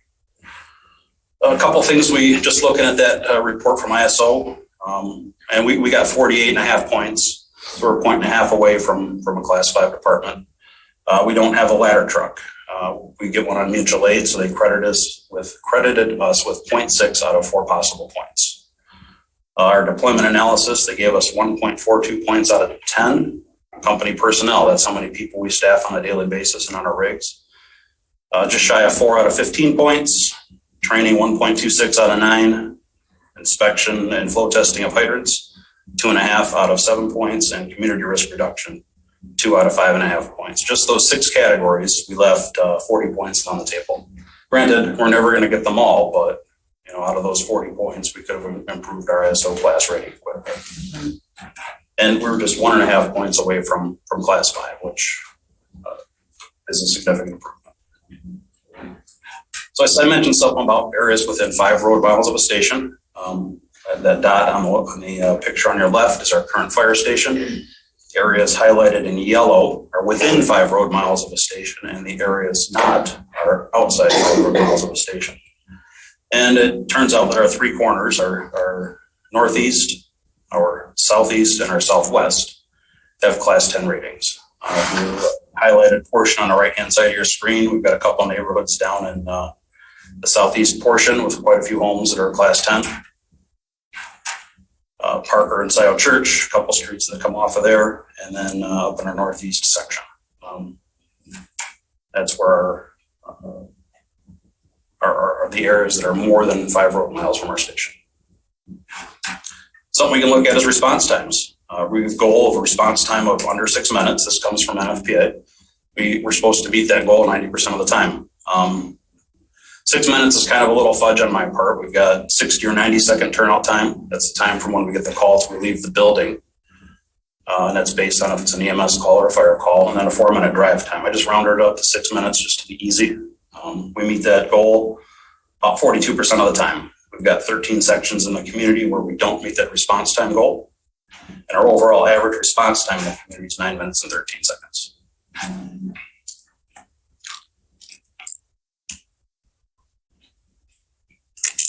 Of those 13 sections where we don't meet the response time goal, this chart or this my scribble on this piece of paper that I've put on your screen shows how many calls we get in those areas that don't meet our response time goals. And there's something that I do want to point out here. If we look at the intersection of Pratt and Wagner, from our current fire stations, that's roughly 2 miles. And from the area that the township has purchased property for a future fire station, it's roughly 2 miles. The difference being Wagner is an improved road and Pratt is an unimproved road. So our response times are going to be slower going to Pratt and Wagner and north from the Zeeb station than it would be from the Wagner station. So we see improvements in the eastern section of the township and build and staff that station. And heat mapping. I show you this chart and I'll show you another one just like it a little later tonight, but this kind of shows where we have concentrations of calls and that can help us make decisions as well. So here's some benefits if we were to choose to build and staff a fire station on the property owned in the southeast section of the township. Reduction of response times. I estimate that we could reduce response times about 40% of the community. That's it'd be first due for about that station would respond first due for about 40% of our calls. Bring the southeast area of the township within the 6-minute response time goal, as well as reduce response times to all the areas on the eastern section of the township, east of Wagner. This adds redundancy to our system. As an example, if our station was out today and a second call came in, our dispatcher would call us on the radio, say, hey, we've got a second call in your area. We'd have to assess whether we could leave or not. And if we could, we'd go. If we couldn't, we'd say, oh, no, you need to send mutual aid to that call. Dispatcher would then figure out where that call was, find the closest mutual aid company, and then dispatch them. They'd respond to our call. If we had a second station and our current station was out on a call, there'd be no radio communication. They'd automatically dispatch the second station. So we cut out probably 60 to 90 seconds worth of talking on the radio and making decisions. It just automatically happens. And it also allows for a stacked response. We can respond with higher levels of personnel and apparatus to higher priority calls. Building this station has a high potential to improve our ISO rating and also reduce homeowners insurance costs. And if you notice, this came from ISO as well, or I'm sorry, ESCI, Emergency Services Consulting International, and they've got 3 stations on there. Not only do they not recommend we need 3 stations today, I don't recommend 3 stations today either. I see the need in the southeast section of the township where we have the current property. That should be a priority for us. Our next priority should be to identify and purchase 2 to 4 acres of property in the Jackson and Baker area within the next 1 to 3 years. As that continues to grow and develop, property will only get more expensive and less available.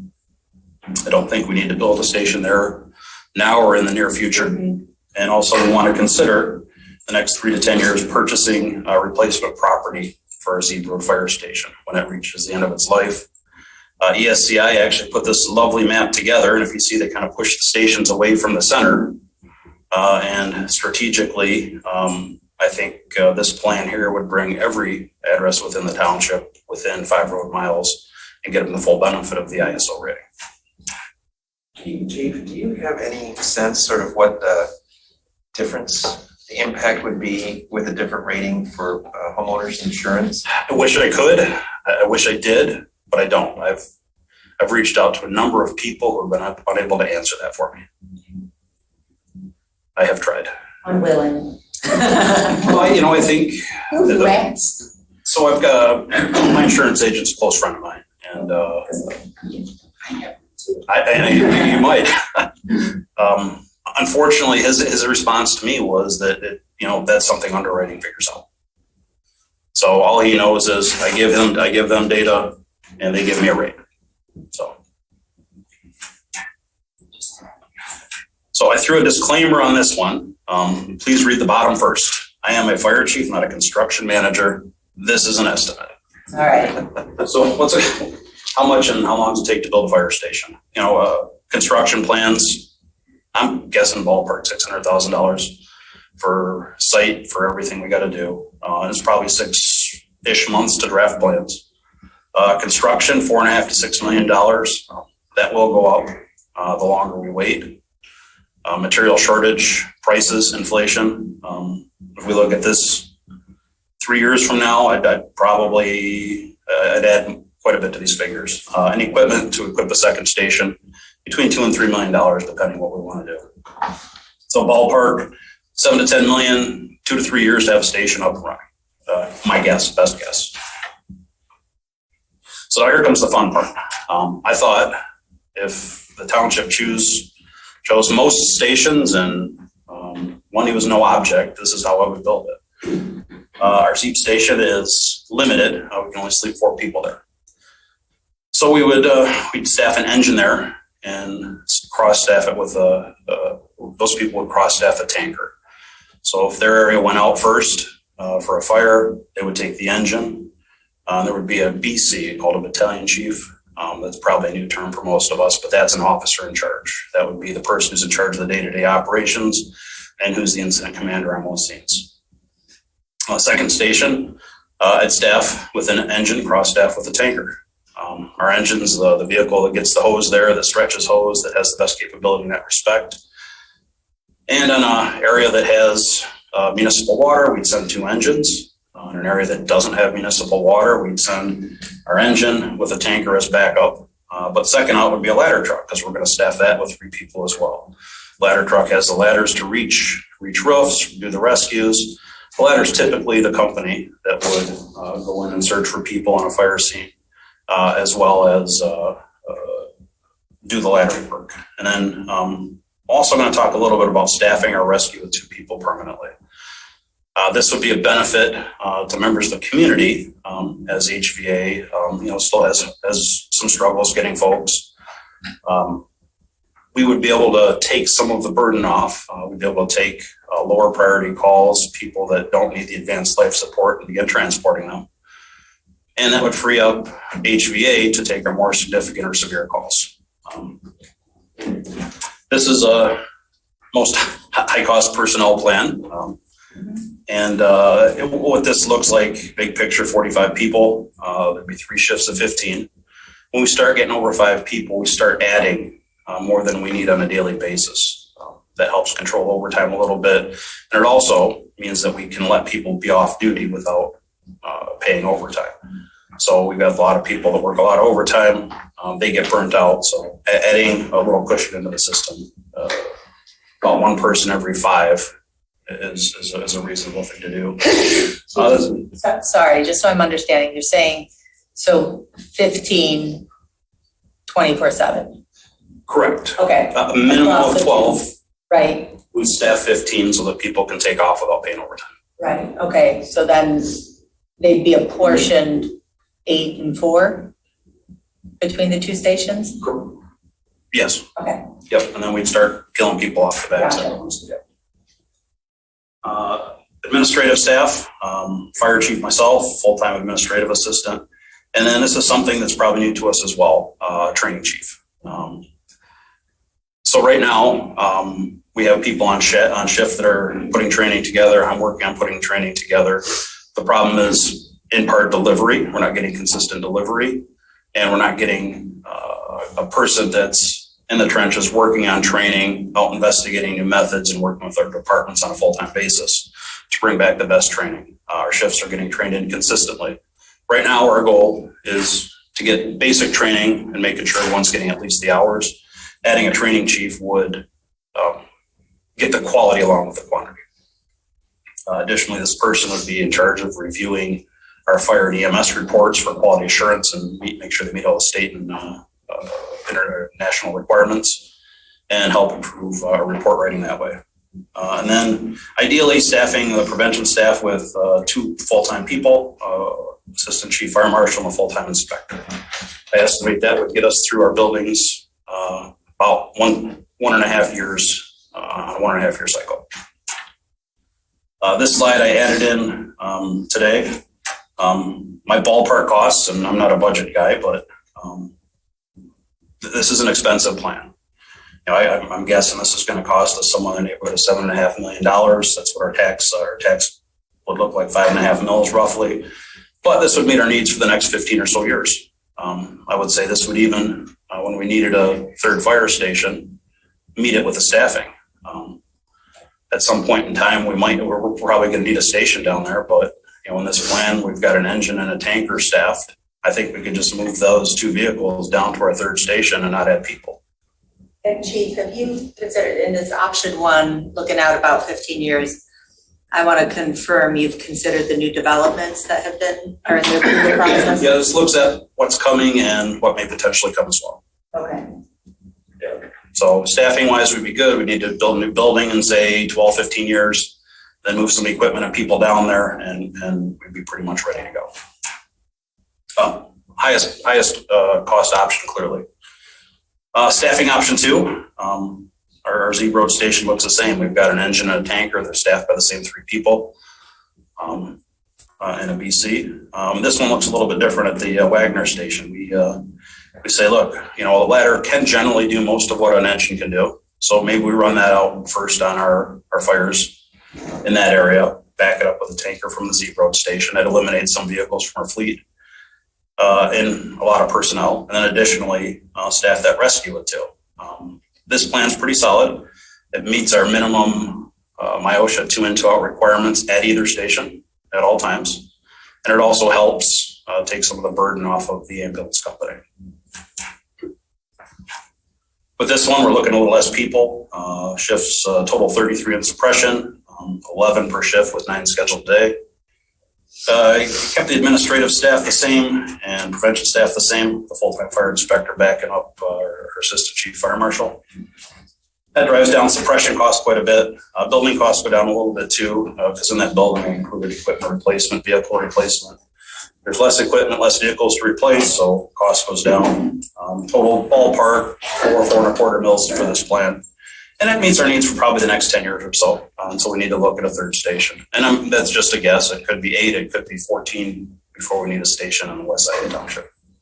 That's just something I can't predict right now. Option 3 for staffing, this in my opinion is where we should be today.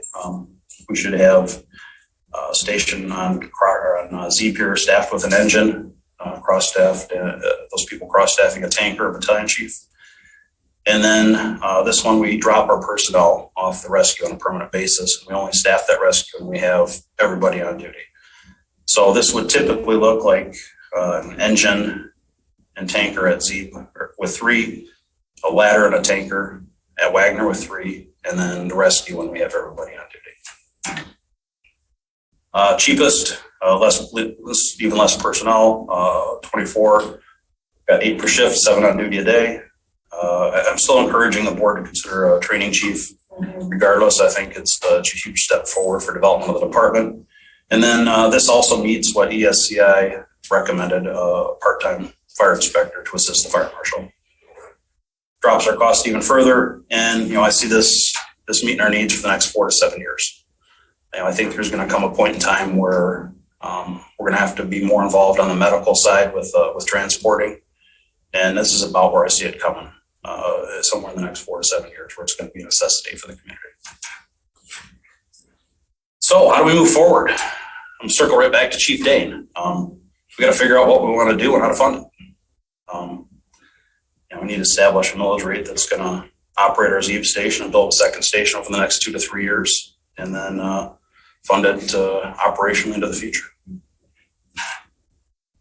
And that's what I have for you, board. And I got my contact info up there where some of these documents are located on the township website. And please, anyone here at home that has questions, comments, concerns, I can email a copy of this out to anybody that wants to see it. And with that, if there's any questions the board has, I'd love to answer. I had a question about our current rescue vehicle. How often are you using it? So we're staffing a third of the time right now, and it goes out on all the medicals when staffed. How many are there?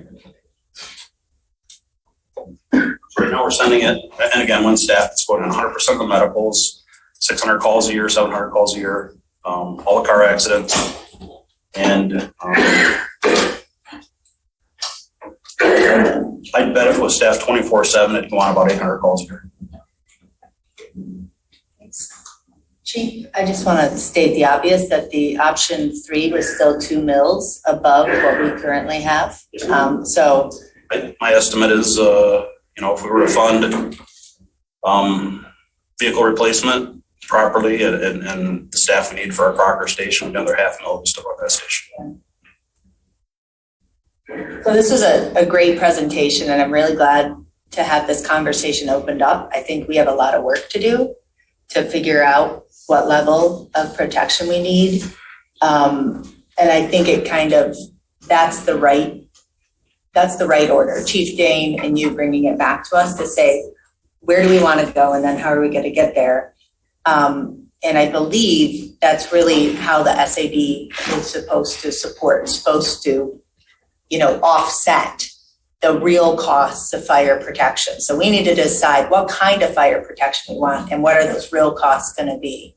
But I just want to recognize for this board, and I'm going to venture a guess, it might be part of the reason why this hasn't been done before. It's going to take, a lot of time and the stomach to put forth the level of request to the voters that would be needed to fund that higher level of protection. So what are some of your ideas? I'm curious to figure out what level of protection. It's kind of a strange question for public safety, because I know typically survey respondents around public safety, it's hard to get valid data, but how would you go about trying to figure out from our residents their willingness to pay for different levels of fire protection? Well, I think this opens the discussion. I see myself out in the community meeting with homeowners associations, talking to them, explaining these issues and seeing what their direction might be.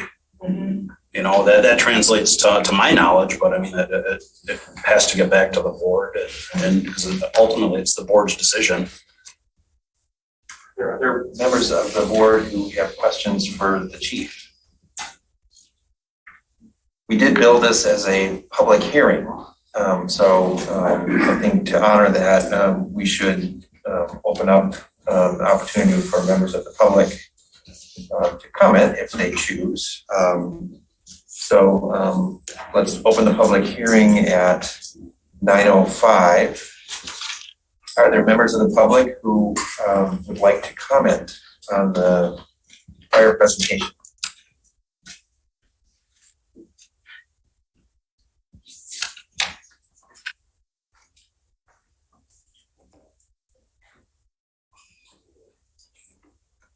Hello, Kathleen Brannigan.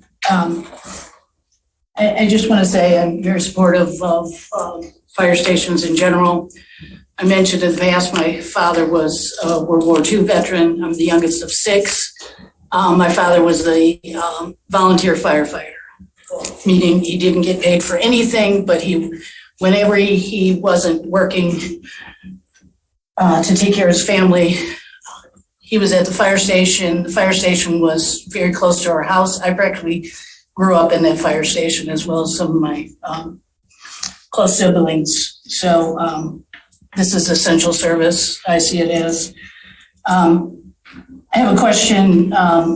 When we talk about on-call staff, is there a defined distance radius that those individuals must live to be on-call?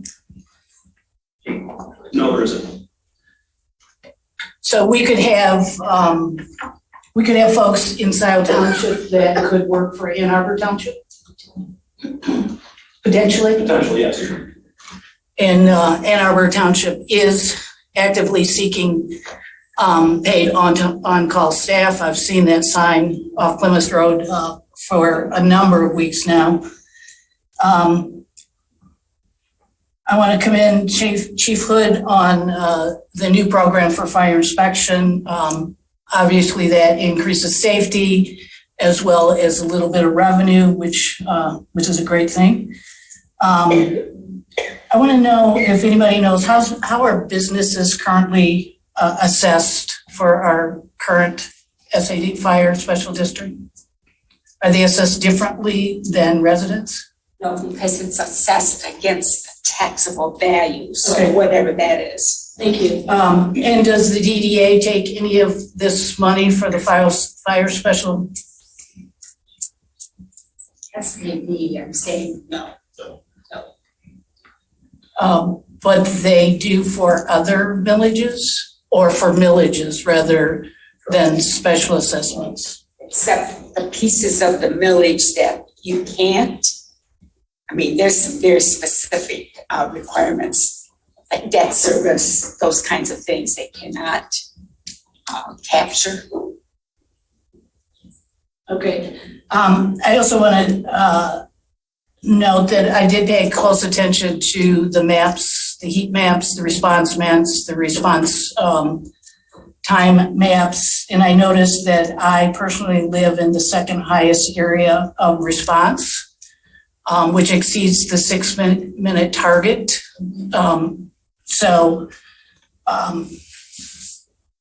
I support the efforts, but I think we should be fair to all of our residents, no matter what their level of time or response. We know we have more in the southeast quadrant, which is the location for the proposed second station. I think we should follow the chief's advice. Seems we've had a number of studies that have gone nowhere. 2015, 2018, I believe there was some prior to that. I think we need to start listening, or we are paying for these studies and we're not taking their advice. I mean, it seems to me we're almost going to get to the point of we will have a new pathways program that citizens will volunteer to run to fires as their form of exercise, because we don't take this as seriously as we take our parks pathways programs. I wish we took safety just as seriously as we took those programs. This is an effort that I'm also very concerned about, the same as the fire assessment, for the same reasons, unless this township addresses the staffing needs. These programs are subject to failure. Andy can come up with the best plans, but if there are no staff, especially finance staff, to administer these programs, they will fail. The same with our existing SADs. The same with our existing tax collection. We are understaffed, and until this board addresses that, you are not serving the residents. Thank you. Is there anyone else who would like to speak?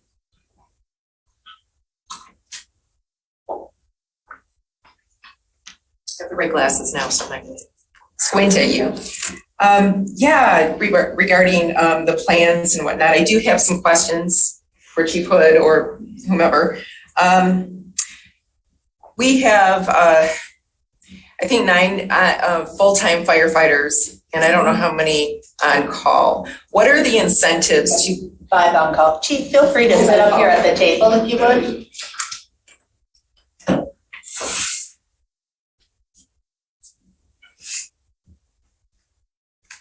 Thank you. Thank you. Okay, thank you.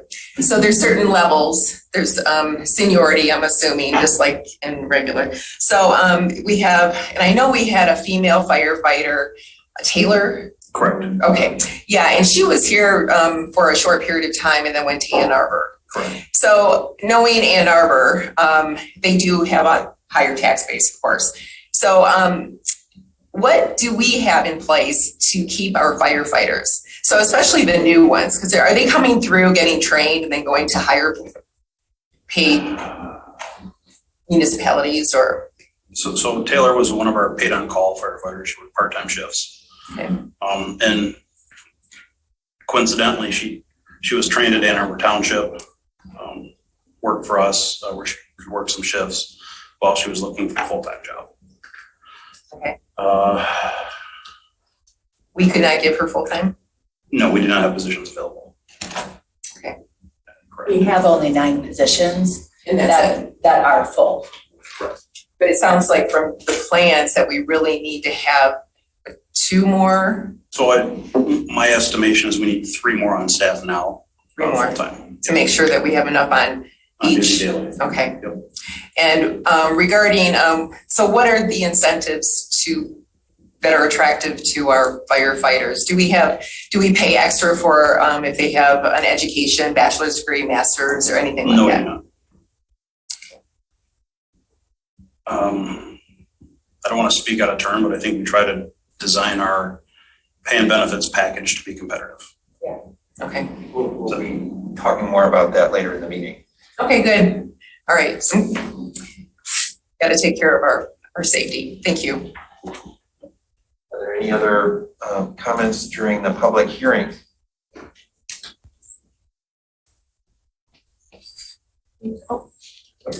Oh, please come on up.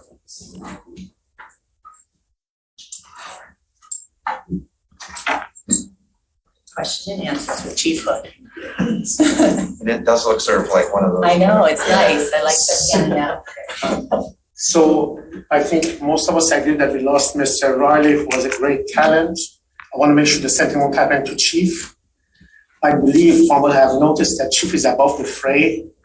So far, it looks like everybody likes what he says, including our last supervisor who hired him. So what has impressed me about talking to Chief is that he always has the money component in mind also. He's not one of those people who just wants everything without a price tag. I have a radical idea. The board says that it's up to us to decide what level of protection we want. How about deferring that to the professional sitting right here next to me? How about letting the chief tell you based on the budget, based on the needs of the community, without any expertise, with all due respect with you guys, based on the response time and whatnot, because if there's a fire and the response is not what it's supposed to be, people are going to be asking him, how come my house went up in flame, not you guys? So what about letting him this one time as an expert to make that decision? You know, because he's pretty good at being counted too. He's good at the numbers, he's good at the levels. He just gave you guys a pretty good presentation that I think, to be honest with you, with all due respect, I don't think any of you could have put together. That's true. Looking at the firefighting aspect, as well as the budgeting aspect, as well as the timeline for building, as well as the locations, as well as the crossover inside, from inside out to the station, and how we can place them strategically, how to go with a staff which is appropriate for now, which could also, help in the future and stuff like that. I think he pretty much covered all the bases. So the idea, and I really don't know who said it up there, well, you make the recommendation to us and it's up to us to decide, but up to us to decide based on what background. None of you guys, none of us have a background in firefighting, in logistics of location of fire departments, in knowing what equipment is needed if there is a chemical fire. We have a lot of businesses in this township. All it takes is one disastrous fire. All these car dealerships that we love added to our tax base, once walk in one of them and see the level of chemicals that each one of them is storing. And once if one of them goes up in flame without a ladder truck, which would require to go from the top and hit it both from the bottom and top to try to attack it all from the bottom, and let's say Ann Arbor is busy at that time responding to one of their own fires, then that's going to be all over the newspaper that, the dealerships are very pretty close to each other. A chemical fire will expand very quickly. So I think for the interest of all the citizens of Scio Township, which includes you guys, to make the best decision, you have a perfect guy here who can give you the recommendation, all around recommendation. And this time about this, because it's logistically, it's technical, it's budgetary and stuff like that. Why not have Andy recommend that? Why not have the board follow that recommendation? Because ultimately he's the one who is responsible. Even though he's not an elected official, if the response is not good, everybody's going to be what? Chief Hood, why? Chief Hood, why? No one's going to come to after you guys to ask you why. So my radical idea is that this is too technical for the people who are not firefighters, for the people who don't know all the aspects of the puzzle. Money is only one component. He knows all the aspects and he covered them. So the radical idea is one time, let's give it over ourselves and leave it to the expert that we have in-house, which He carries everybody's goodwill, unlike Mr. Riley. Looks like all camps are in agreement with Chief Hood, everybody likes him. He's a gentleman, he's a scholar, he's a pretty good guy. You talk to him, he gives you the time, he listens to your problems, he tries to solve it. Two group of people in this world, problem solvers, problem makers. He's a problem solver. Thank you. Any other comments during the public hearing?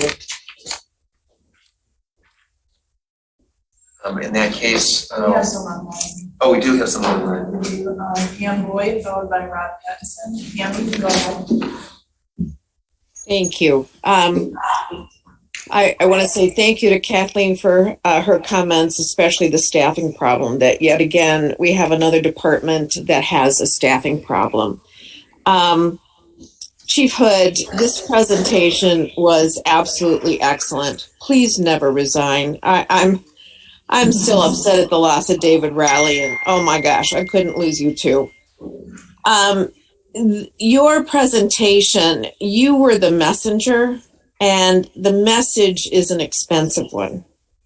But realistically, especially with the increase of senior living, I have great concerns that you are going to see, and clearly you alluded to it, that you're going to be spending more time at these senior living places with the increase in their needs.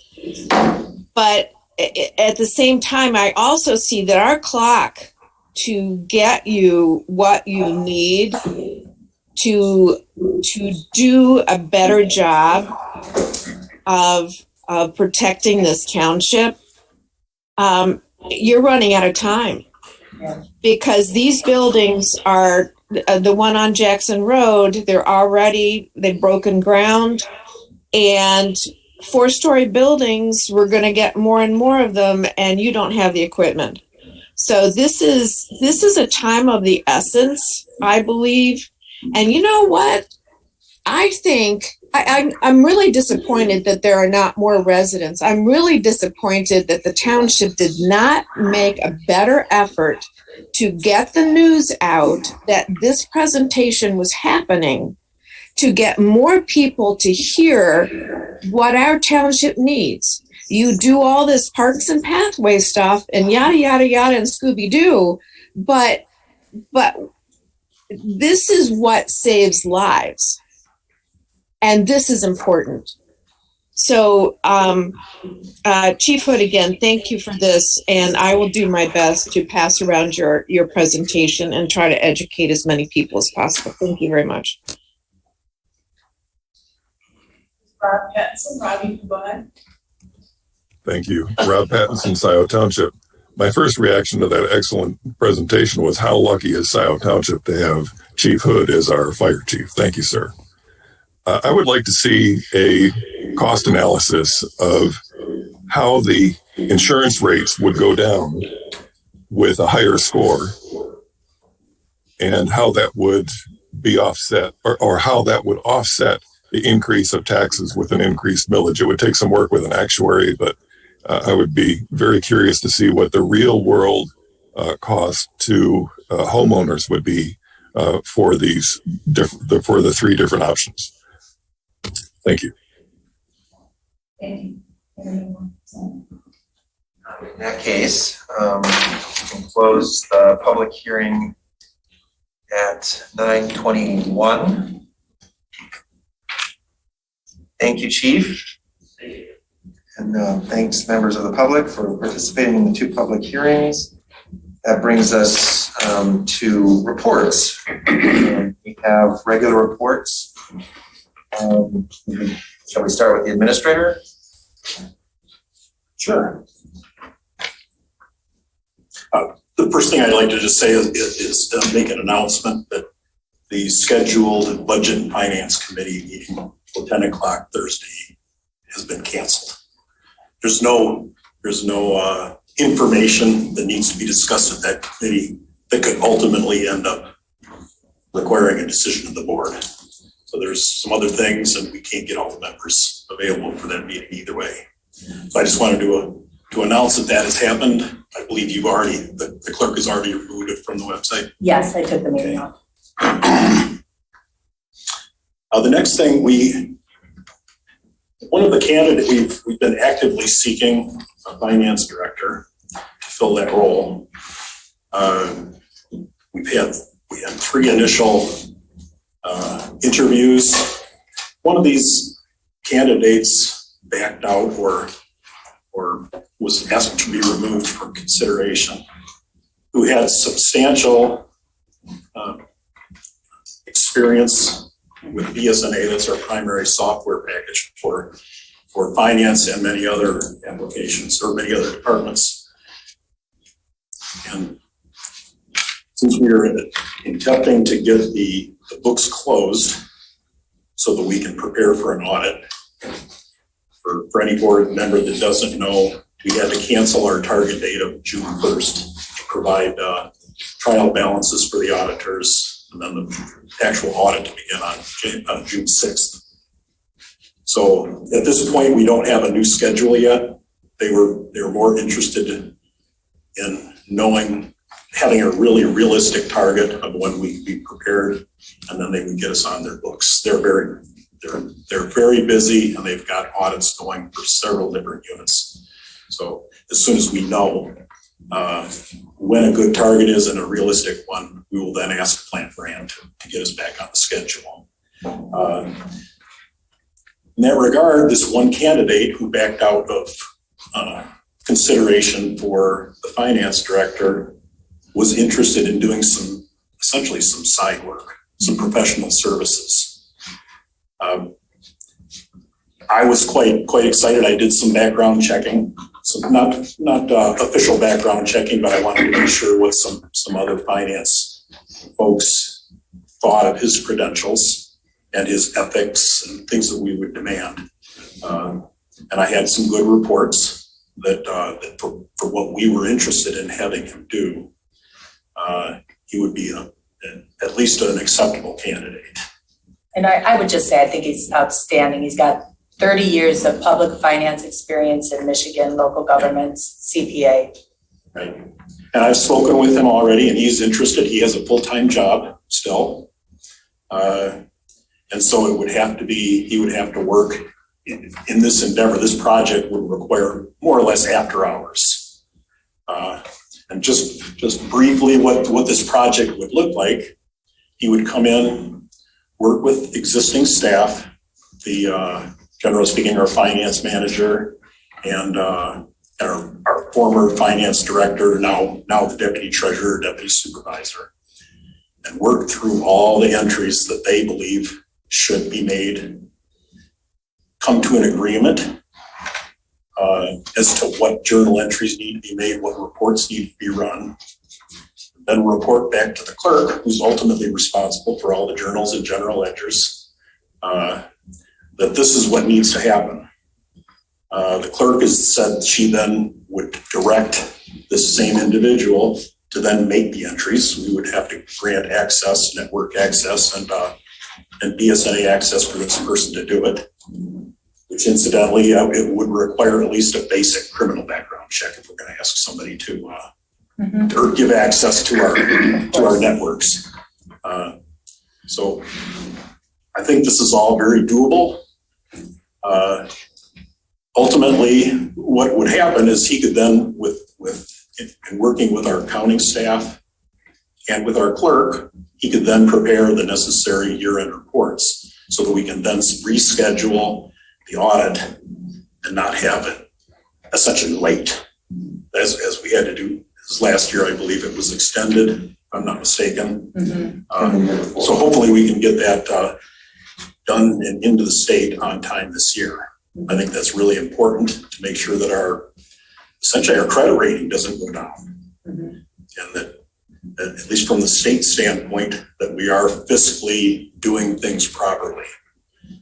Now, this is all happening at the same time as we're looking for a permanent finance director to help sort of guide us, to help staff the accounting department. As you know, there's been talk about filling some of these seats in the finance department. It's my personal opinion that that a finance director should be ultimately making those choices. You pay somebody to analyze what we have, what our needs are, and then to properly staff a finance department. Now, one of the problems that ultimately everybody here, I guess, whether it be me or somebody, my successor, we have all these staffing needs, and where do we put them? We're sort of, we're staring down a pretty full building right now. And there's been several staffing requests or recommendations by the former administrator. Even if we have the money, we don't have the place to put all these people. So it's a consideration that we have to be looking at. We have to sort of do this stepwise and make sure that it's done wisely. Let's see. So with regard to the finance director, we have second interviews with a candidate tomorrow. I'm hopeful. He seems like almost too good. It's almost too good to be true in ways. Unfortunately, he doesn't have experience with BSNA, but he has so much other experience that I would be comfortable, at least so far. In the second interview, we're going to go through, I'd say, a gauntlet of everybody.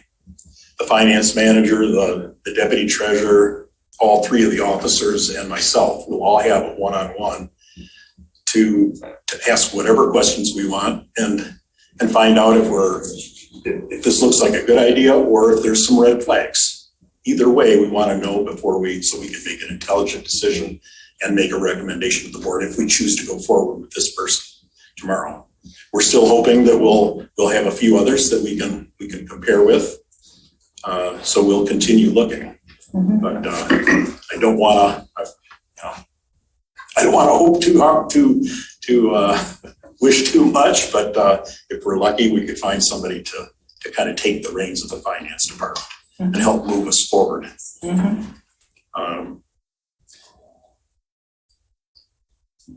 Sadly, we were notified, I think maybe last week, that our assessor, who just began and incidentally took the reins after I retired.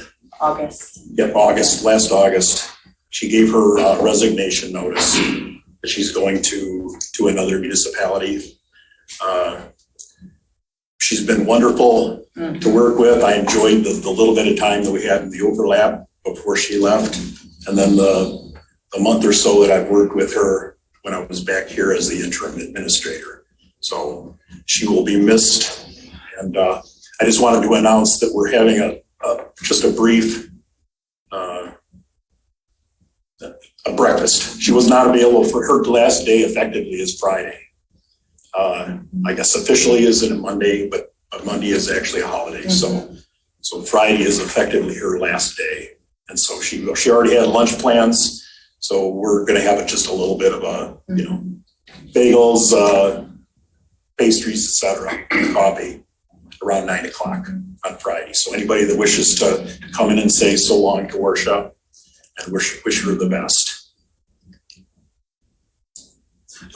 And then lastly, I just wanted to say that, and I've let at least all the officers who I've worked with, let them know that I'm a very forward-looking person. And I've heard lots of complaints and finger pointing, all these criticism, more or less this looking backwards. And we all know that there's problems to fix. I'm looking forward completely. And I'm hoping that we're working forward with the finance director, getting that position filled, that person able to then work with the finance staff and then decide if additional finance staff is necessary, but that will then be a solid department that we can all be, that we don't have some of these mistakes. Some of the mistakes that have been alluded to, a lot of these were just transitional things. These were some of these things I had done while I was still on staff here, and it had to be transitioned to some other folks to do. These are some growing pains. Oh, some of the things like some of the missed installments of a few SADs, some of the missed, and I very, very easily could have missed some of those millages that were actually on the rear side. You had several millages on the front page, then several blank lines, which would imply to me that that was all of them. And they had a few more on the back page. So even I could have probably missed that when I was preparing these and entering all the millages into the system on behalf of Donna. So it does happen. I think everybody learned their lesson last year. And as a result of this, that you have to flip over the page. Washtenaw County has promised in the future that they will actually provide a total for us, so that you know all these. They've got a whole series of different parks, roads, and all these different tiny little villages, and then there's no total. So if you don't add them up and have something to compare it with, it's very easy if you don't flip over a page. So, especially when it says corrected on the front. Right. So I don't think we're in a position where this is ever going to happen again. It's more just embarrassing to have that happen. So we're all working towards it. I'm looking forward and not backwards.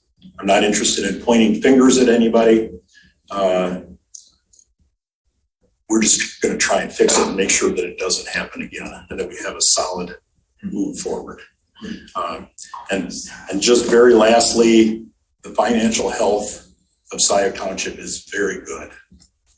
All our bills are being paid. Payroll is being met monthly. We have a very healthy fund balance, basically money in the bank for rainy days or any of these things. The financial health is very, very good for Scio Township.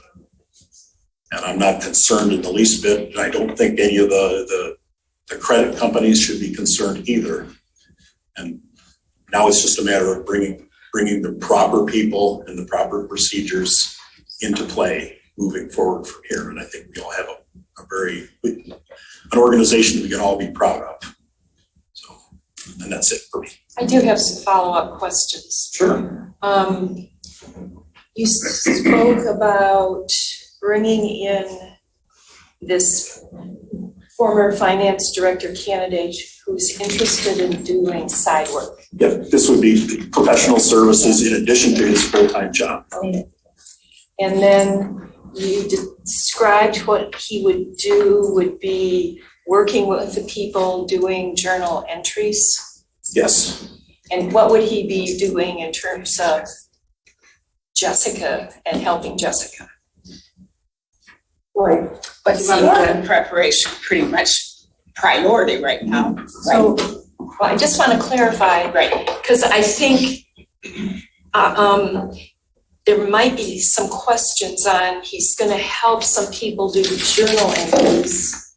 And okay, but is Jessica going to be overseeing those actual journal entries? Yes. Yes. Okay. Yes, this person would work with all the journal entries that are being proposed. And Jim, if I And could. there's several, well, let me just finish this point. Sure. There's pages and pages of journal entries that have been proposed to be made in order to run the year-end reports. These are just things that have to be cleaned up that happen every year. None of them have been made. They're all on paper right now. Well, there's still, And so this person would review every one of those proposed entries for both from the finance manager and the deputy treasurer / former finance director, and then would report back to the clerk. This is what my findings are. And the clerk's, I guess, statutory responsibility for the books would then say it has to be satisfied that they're all correct. these entries are correct and that they should then be posted. So I believe, and you can say Sure. you've agreed that you would then ask the same person with, once we've done a background check, that we give him access to our BSNA. Oh, I absolutely would. And to make those entries and then post them and then run the final reports, at which time we'd be prepared to call Plant Moran and actually start the audit process. Yeah, so Yes, and so Jim and I worked on a proposed scope of work because there was some tension. He wanted to have more direction over the person. I wanted to have enough direction. So I think we got to a good compromise here, because what I just want to be clear on is it's to prepare our financial statements. What the auditor audits is the township's financial statements, right? So we have to have enough confidence. And so he would be the one who would be able to speak to those financial statements. If you recall last year, that's what caused the extension in the audit, where it happened that our then finance director, Sandy, who would have been the person who could speak to them, was out on leave. I brought in, on a volunteer basis, the award-winning Pittsfield finance director, who was able to speak to it, because the auditor doesn't want to talk to us if we don't have somebody who's qualified to speak to the financial statements. Like, I could not speak to the financial statements. I don't have the right training. So that's what this person would be able to do. His name's Nick, 30-year CPA, immensely qualified. I would have, confidence, of course, for the background check.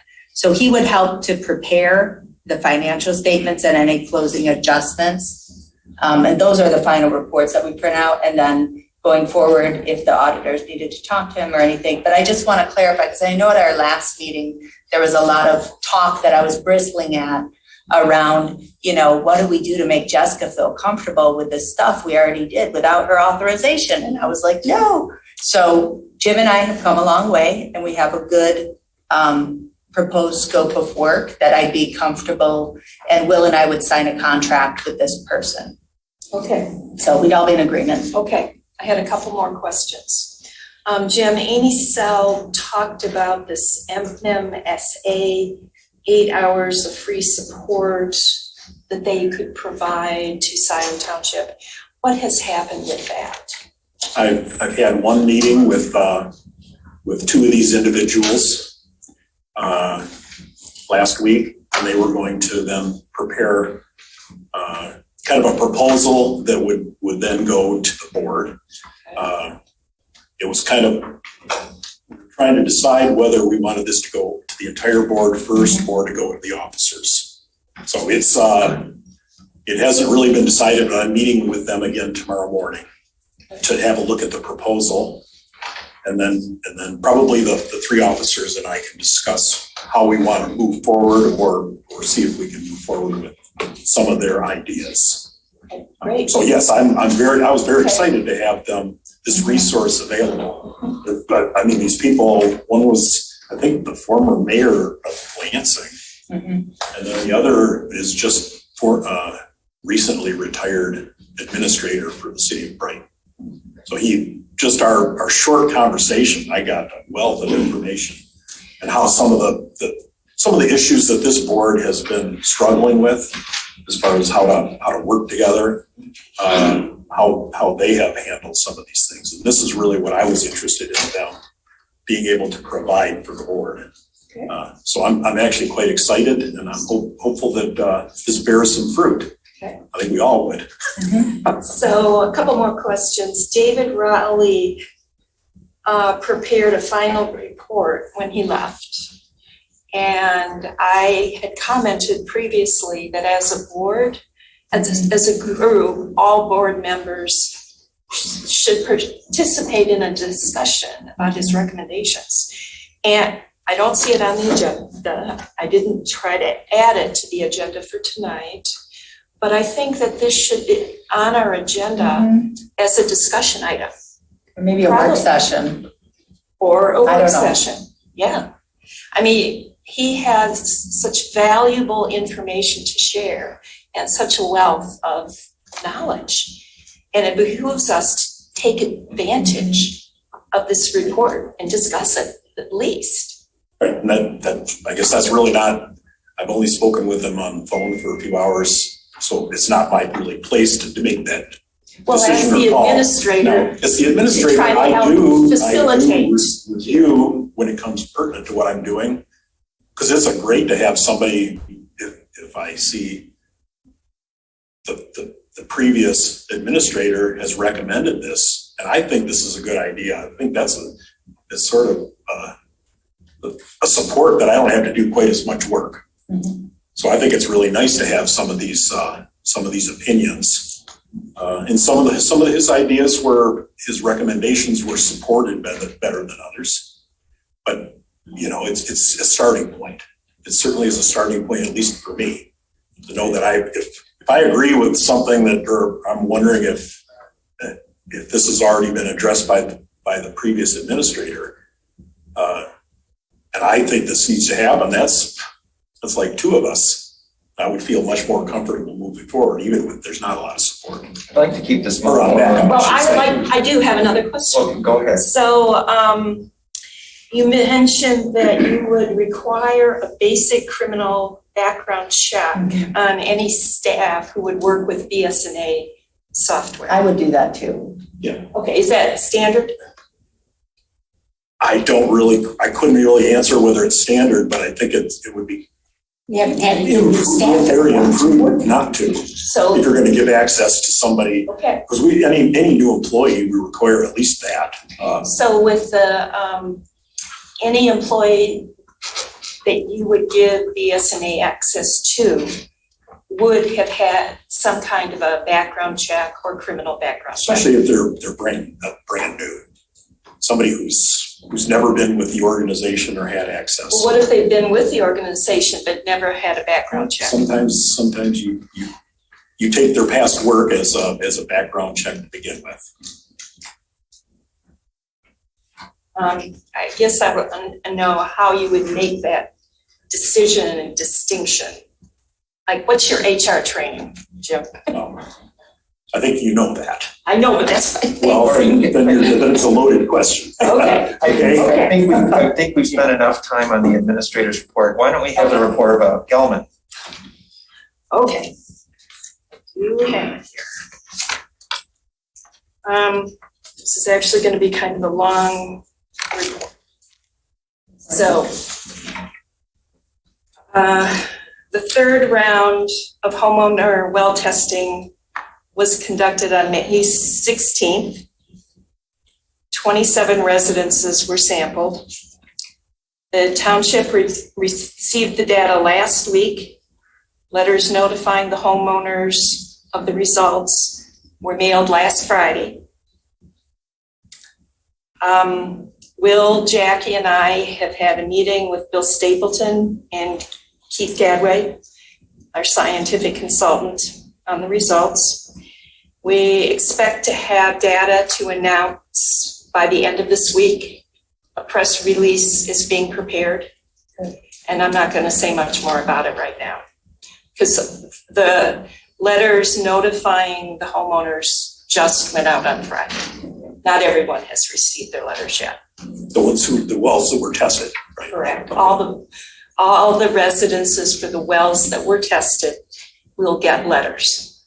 The people who were non-detect and the people who showed detections, everybody. We have 2 upcoming court hearings on Gelman. The first is the intervening plaintiff's motion for entry of an order to show cause concerning the implementation of the response activity order that had been ordered by Judge Connors back in June of 2021. This hearing is on Thursday of this week at 10 a.m. by Zoom. If anyone wants the Zoom connection information, let me know. I have it. Basically, many of the response activities that Gelman was ordered to perform have not been completed yet. And they've had over a year to begin the process of performing them. Many monitoring wells in the eastern area have not been placed. And in the source area, which is in Scio Township, 2 of the 3 extraction wells are in and operating, but the 3rd is not. And the 3rd needs to be in also. It has been more than a year. The vapor extraction and the phytoremediation, that was to occur at the Gelman site. Preliminary work has been done, but no actual, the trees are not in the ground. And these methods have not been fully implemented yet. And Kathy, not on schedule, had we expected them to be in the There ground was no by now? schedule. Right, that's right. There's no schedule. This was a court order. Right. The court order said immediately, but. Sounds like a schedule to me. No. Relative. Yeah, it's a relative term. In July, we have the Court of Appeals hearing. It's July 7th at 11 a.m. in person in Lansing. And this issue has to do with Gelman seeking to overturn the procedures that were followed by Judge Connors in the trial court regarding the order implementing the Fourth Amended Consent Judgment. And I know most of you have heard all of this before, but we'll see. So Gelman is trying to halt that. Also, we've had the CARD meeting. That was last week.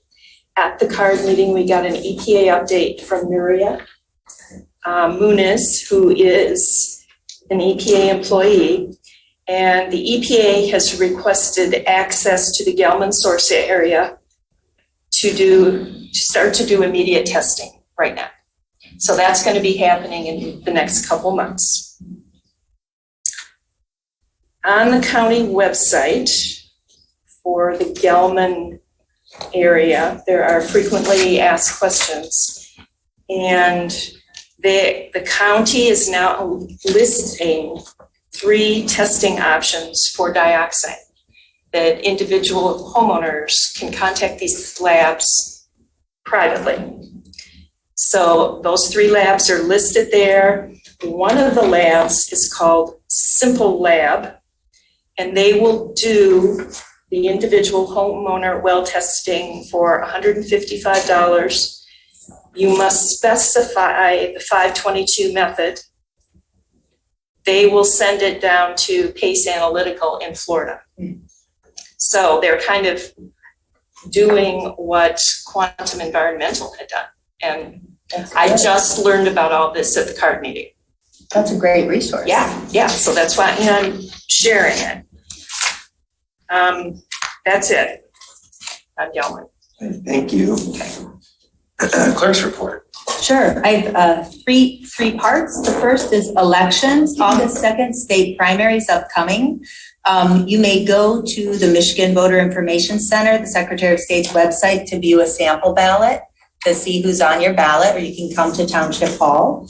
Redistricting has been implemented. We had a couple of staff people at the Bureau of Elections in Lansing supporting 1,200 clerks. And Scio Township's redistricting data for its voters was at the tail end of that. So we're a little bit behind where I'd like to be.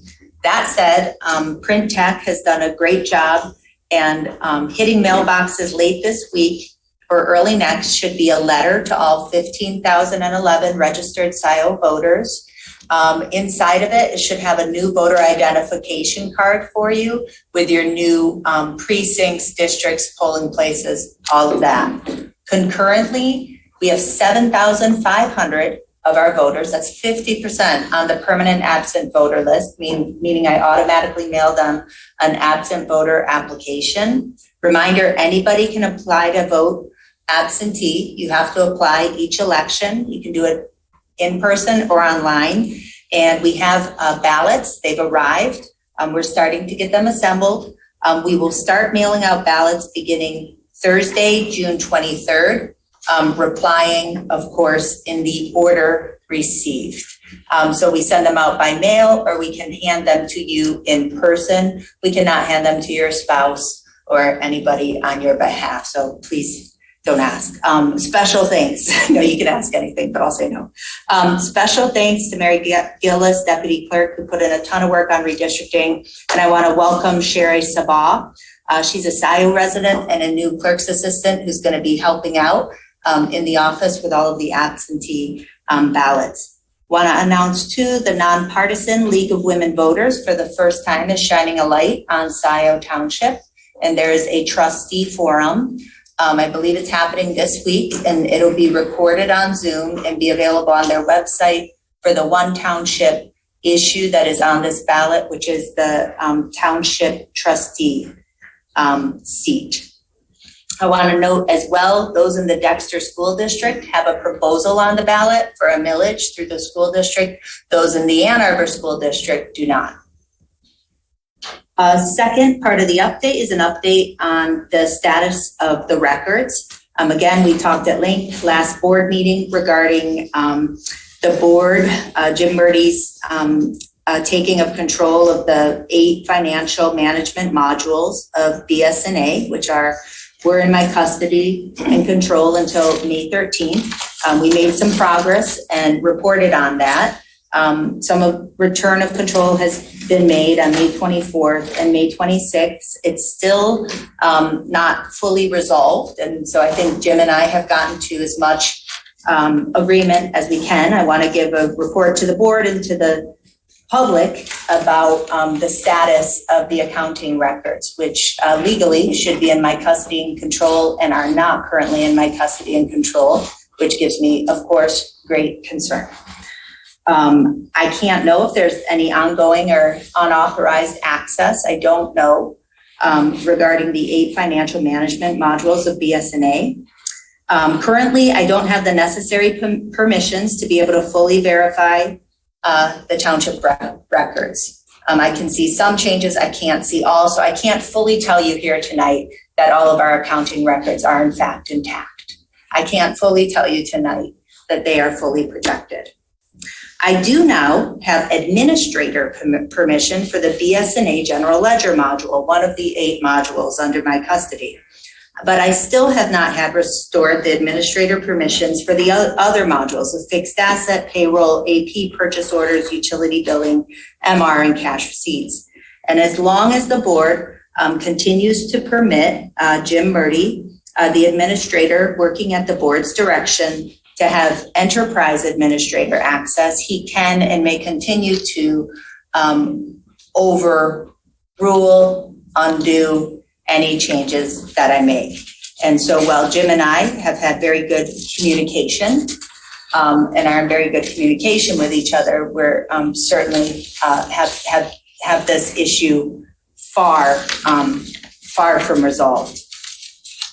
So I would, once again, tonight, I've done this in writing. I did this at the last board meeting. So once again, I want to make clear for the record that tonight I am giving this board proper demand to return to my custody the public records that are my duty to have and protect on behalf of this township.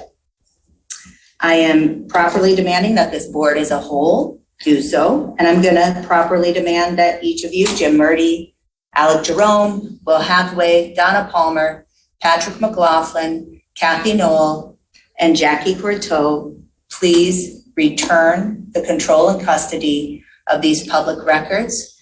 It has been 32 days, and this illegal activity continues. You know about it, you know how to fix it, and thus far you have not done so. The third part of my update is regarding the update on the item I promised to follow up with Auditor Dave Helisack on from the last meeting, item G10, introduced by the supervisor regarding the loan from the general fund to the Cotton Hill Court SAD. Trustee Knoll, this goes back to your point. I had sent an email to Auditor Helisack and CC'd the whole board to be in full transparency. He called me back and we discussed.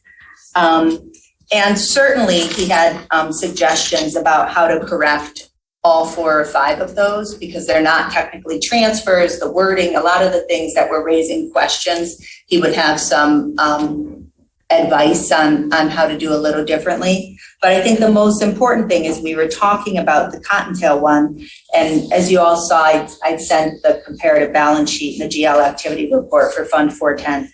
And, one thing he noticed was that the amount of the receivable, due from the special assessment didn't change between last year and this year. And he went on, and I noticed, hey, we've had no revenue in fiscal year end 22. And so, and if you all remember, we were going to loan $22,500 from the general fund to the Cottontail. Now, there was a question I had, well, should there have been revenue? Because I frankly don't have all of these road SADs, memorized in my head. So should there have been revenue? Because there was zero revenue, which is why we're in a negative position of about 22.5. Would be in a negative.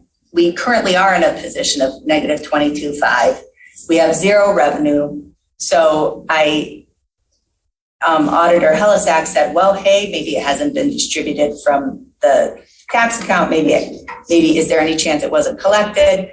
I checked in with Jim, and Jim said, yes, in fact, there are a couple that weren't collected. And my understanding is, so this was one of them, and I think the largest of them. Warsha said there were a couple others that were, I think, smaller amounts. So that's why there was a deficit and a need for this. So what I was troubled by is that at the last meeting, in the 45 minutes of talking about it, nobody mentioned that was the reason that it was in deficit. And it's of concern to me. That is very concerning to me. And didn't we hear at our last meeting that MCL, it's 41.732, prohibits money from the general fund to be used to make up a deficiency on an SAD? I mean, didn't we hear that from our? Mike said something about that, but I don't know. Are you available?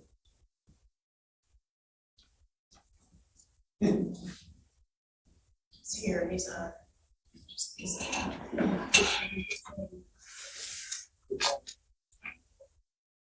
I think it was even in the minutes. Yes, in the minutes.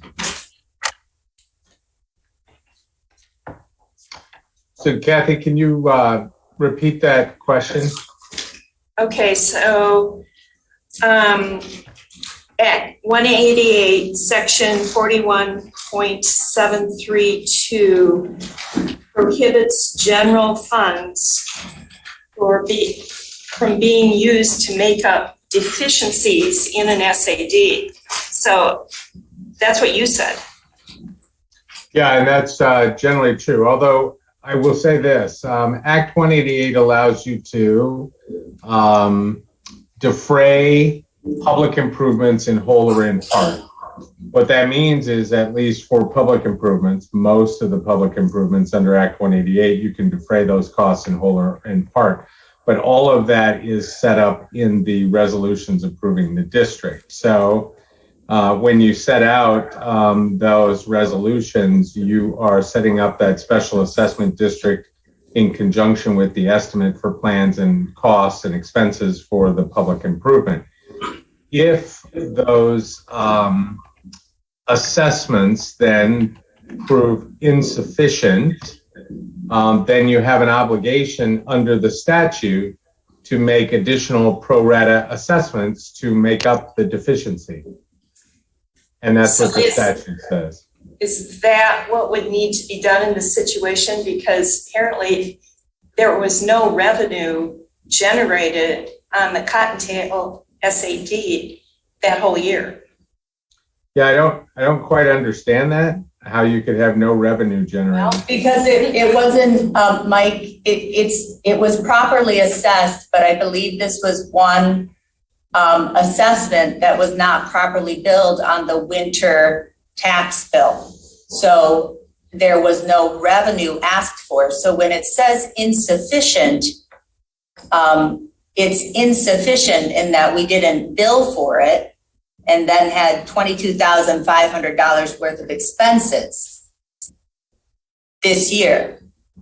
Does that make sense, Mike? Yeah, so the statute says that if it proves insufficient for any reason, including the non-collection thereof, to pay for the improvement for which they were made or to pay the principal and interest on the bonds issued in anticipation of the collection thereof, then the township board shall make additional pro rata assessments to supply the deficiency.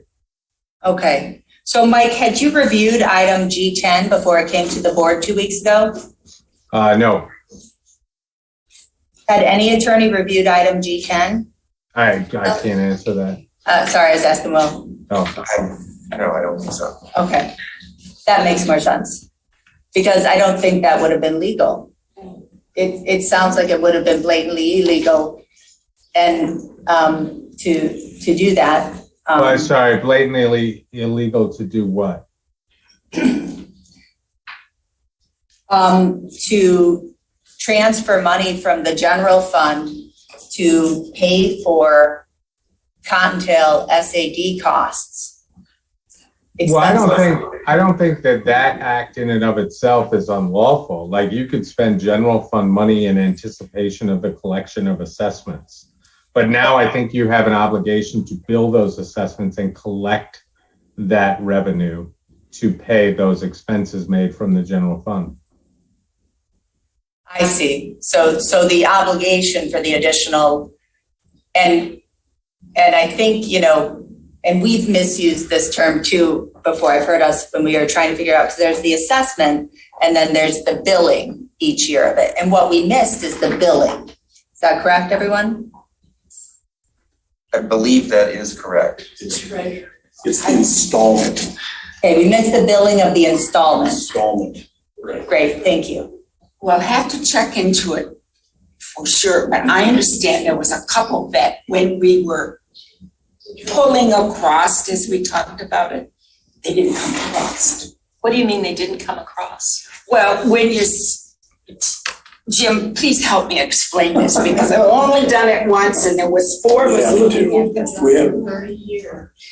Hey, please keep the comments done.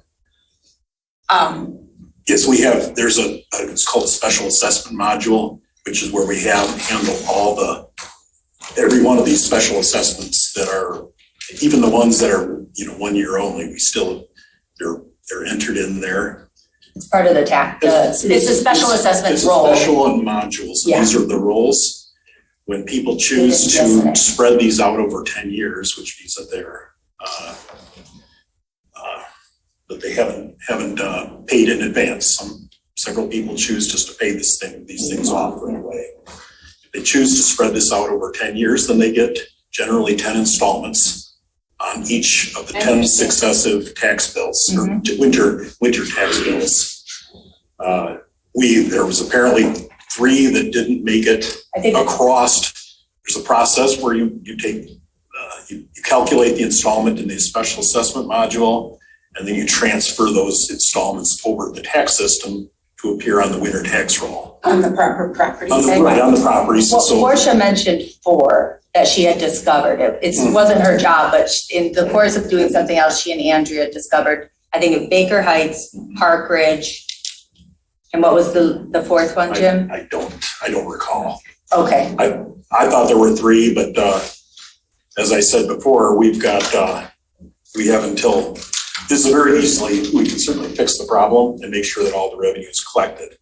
And this doesn't really have to happen until the winter tax roll. So we have several months to figure it out and make sure that it's all corrected and caught up. So why did we talk for 45 minutes at the last board meeting about these? I thought they were rather strange motions, and we can debate if they were or weren't. I know some things are standard that we do each year, but these were not standard ways of doing the things we do each year. So why that whole time did nobody say, did nobody at this board table know that Cottontail hadn't been assessed? There are 2 things that were going on here. One is that you had some expenses at the very beginning of this. I understand that. Okay, but maybe everybody else doesn't. There was $22,000 worth of initial expenses that out of, I don't know what the total roll is for Cottontail, but it might be, say, $200,000. It's, about 220,000. So if none of those expenses had occurred in the previous fiscal year, we wouldn't even had that conversation, but they were. Jim, they weren't in the previous fiscal year. They were apparently billed in the previous fiscal year. No, they were Or not. I should say the services were done in the previous fiscal year. Jim, I'm not going to argue over it. It's just, I'm telling you that that's what this $22,000 wasn't just to make up for the fact that there wasn't an installment. The purpose was to make up so that there was money transferred to cover some minor work that was completed. but had the billing happened, we would have had more than 22.5. For that particular year. But For once this- you finish I'm just the talking about project, this year. and then you've got $200 and some $1,000 in the hole.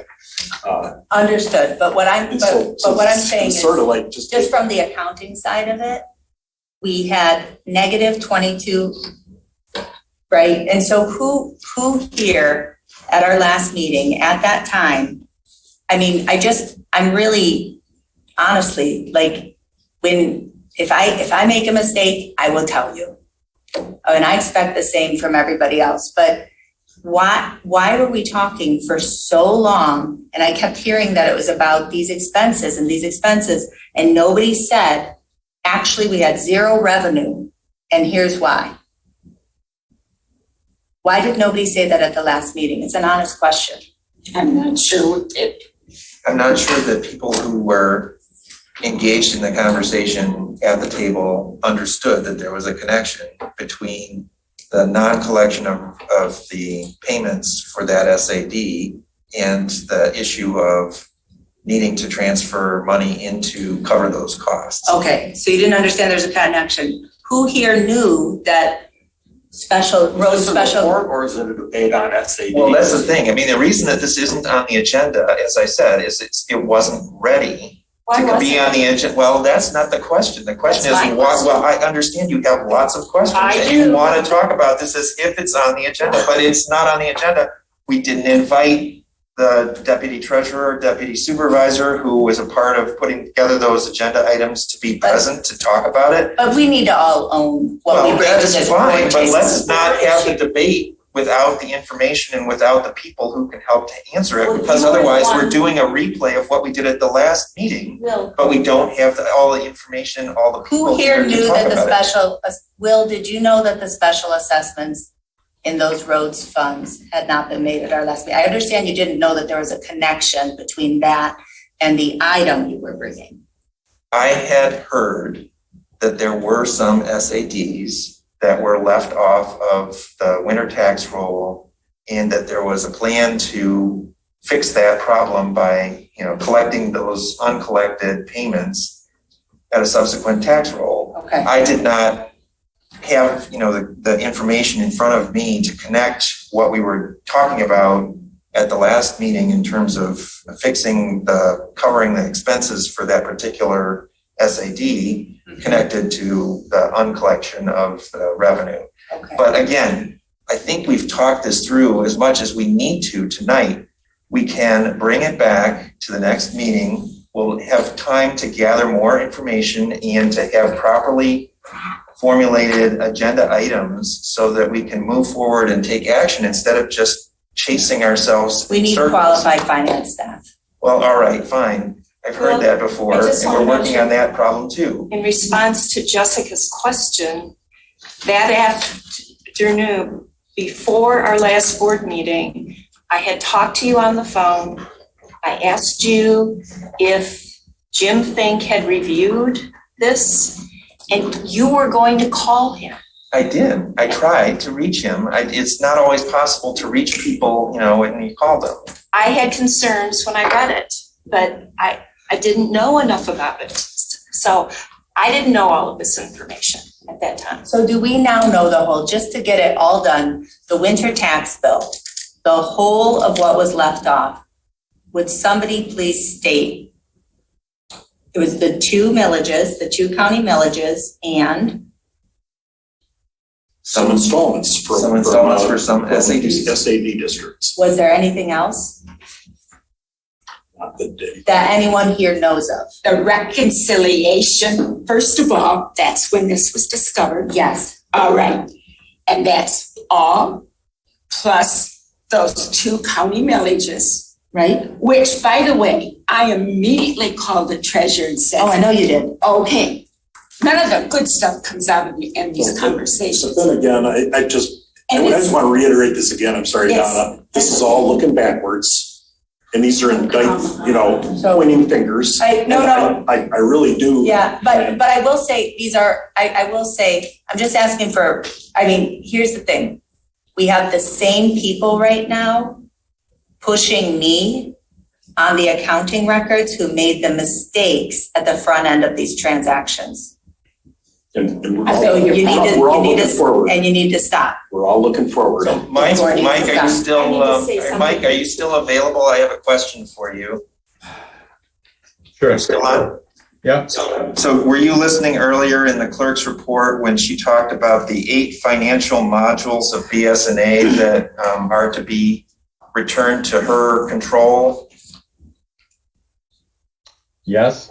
Okay, so is it your opinion that those 8 financial modules are somehow meant to be controlled by the clerk under any kind of statutory authority, or is the statutory authority of the clerk in terms of control of the records satisfied by having her have control over the general ledger portion of BS&A?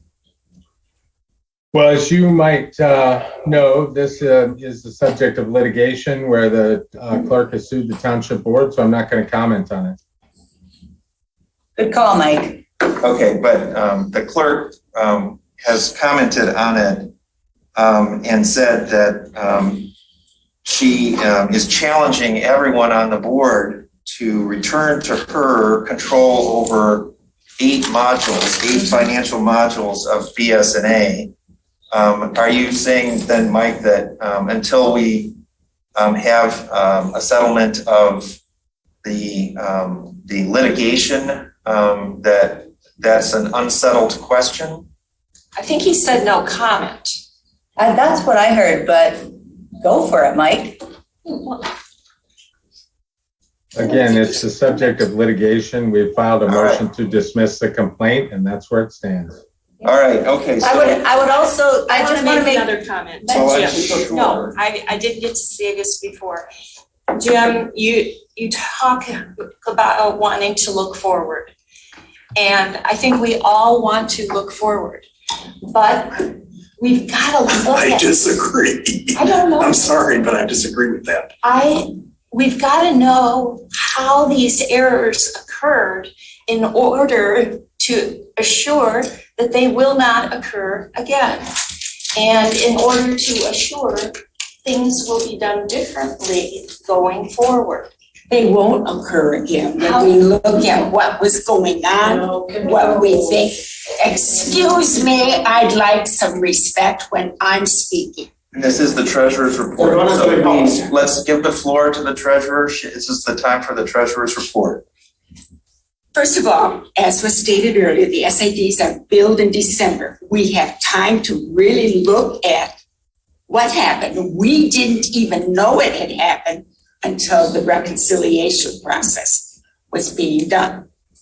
Okay, that's the SADs. They will be on the December bill.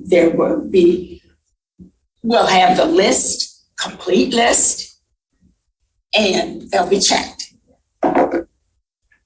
As to the villages, which also has been mentioned, I immediately contacted the county treasurer, and she says, oh my gosh, this has happened before. Well, it doesn't make me feel any better. Mm-hmm. But these villages will be, because they're part of last year, they will be on the July bill that will be billed out and sent out in about 3 weeks.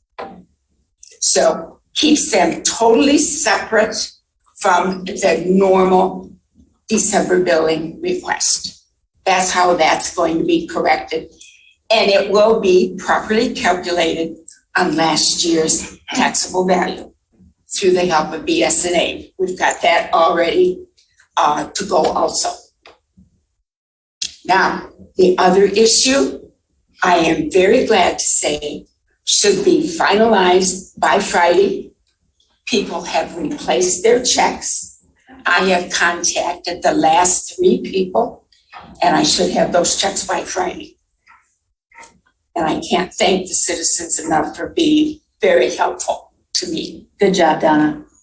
And that's my report for tonight. All right, the broadband task force, I had a trustee, question. Wait. Will, I had a question. Quick question, Donna. Sure. With people who have raised questions about a property transfer that occurred during this interval when the millages had not been on the ballot. I know what you're had not been assessed, not on the ballot. Can you tell us how that's gonna be handled?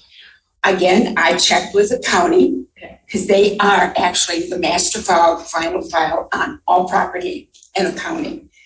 And the advice I was given through Catherine McCleary, the county treasurer, is that taxes, whatever they may be, are assessed on the property, not the people. And that's the way it is. That's what she said. So it will be assessed on the property. In regards to ownership change, if anyone calls to ask me about it, I'm going to recommend they call the title company and ask them about any proration that that would be appropriate. And that's in their eyes, not mine. Right, the broadband task force, trustee Jerome. The broadband task force is not met. The Parks Advisory Board has. Excuse me, we're talking now, you can be quiet. The Marshall Road, we continue to make progress on the Marshall Road Park and the amendments that are associated with that. We met with regards to Joe Maynard and improvements and proposals, which should have been with the board packet for the consent agenda, but I didn't see them included with regards to design services for the Mercer Road parking area, as well as the northern entrance to the Van Curler. The second phase of that, check the email. We are meeting with OHM tomorrow with regards to proposal for services for a southern entrance to the Van Curler in association with the Dexter Huron Metro Park. And we will be having an open house. I think it's following, it's in August. I don't have the date directly in front of me with regards to a pros plan with a meeting between TAP and the Parks Group. July 15th to get public input with regards to the pros plan, which will be coming up, and I'm sure that will be on the website as well. Great. And the Mercer and Vancouver, sounds like that's something you guys need on the agenda. Can you, Yes. Jim and Will, is that something you guys can get on next agenda? Yeah, I got a message from Andy after the last meeting, but it was too late for the agenda. Well, we'll make it on this next one then. Yeah, And then I'll work obviously, to get it we on. continue to talk about the needs for parks. I think people may be aware, we met with Steve on Monday, and he is working very hard to create, to assist and provide a Band-Aid, but it is not going to be sufficient to address the overgrowth and the overtaking of all of the preserves and pathways that we have established now that we have nobody in place to do that with the absence of Anna. And Alec, a follow-up maybe kind of for Jim too. Jim, I know that Steve is posting for that third TAP. Am I correct that part of that person would help? He's hoping, Steve is doing everything he can to help, but it's simply not sufficient. It's just not enough. Based on the scale of our preserves now, and we haven't even opened up some of the preserves. Right. We have 2 that we're hoping to have online. We're doing the studies for access to them. So just based on what we already have at West Scio Preserve, Sloan, and Marshall, we are already, and the Township Park, we're already behind. And that does not even include bringing on Van Curler and Mercer, which are going to be 2 of our larger. Right. And I just want to say on the staffing issues, Jim, part of one thing that resonated with me, I was about 80% in agreement with, was the ranking that David gave for the hiring of positions, because number one, finance, number two, half-time HR, and then these other positions. But I mean, all at once if we can, but we gotta know what we can afford, because we know we can afford this position, but it's just a matter of kind of figuring out how would it be shared with utilities. So we just gotta get strengthen our finance and HR, and I think we can make this happen. Would you like to give the report of the Land Preservation Commission as well, since? There really isn't. What to report is that the REDS is closed. Yay! It's done. Vestergaard Farms will be expanding their operation, and we have one in the books that's I think is truly one of a kind. It is. It's not truly one. It is one of a kind, and we should all be very proud of the board and their proactive measures to make sure that it all pulled off based on some state and federal inefficiencies, I will call them. Not being able to get funds and reviews and all of the other pertinent paperwork done in a timely fashion, but we were still able to make it work. So congratulations everyone. Well, we don't have Trustee Corteau here for the Planning Commission. However, I did get an email from Jan with information about a sustainability project that is currently ongoing at Township Hall. So as you may recall, we received a grant from Eagle to do some energy efficiency improvements to Township Hall. And that's moving forward because of the timeline that's a part of that grant. We had to move forward very quickly, but so far everyone is doing that, and they succeeded in having an RFP and selected Huron Valley Electric as the contractor, and that work has begun. Yep, they were here today. Yep. So the lighting fixtures is the area that is sort of targeted primarily for the energy efficiency grant work. And Transportation Alternative Planning Committee. Yes. Well, first of all, I'm not sure if we discussed this last meeting or not, but Patrick Shields, who's a very important member of that group, was in a unfortunate bicycle accident. He's recovering, and he's sorely missed at this point. One of the things we discussed in the previous meeting was the road millage that's coming up. It was initially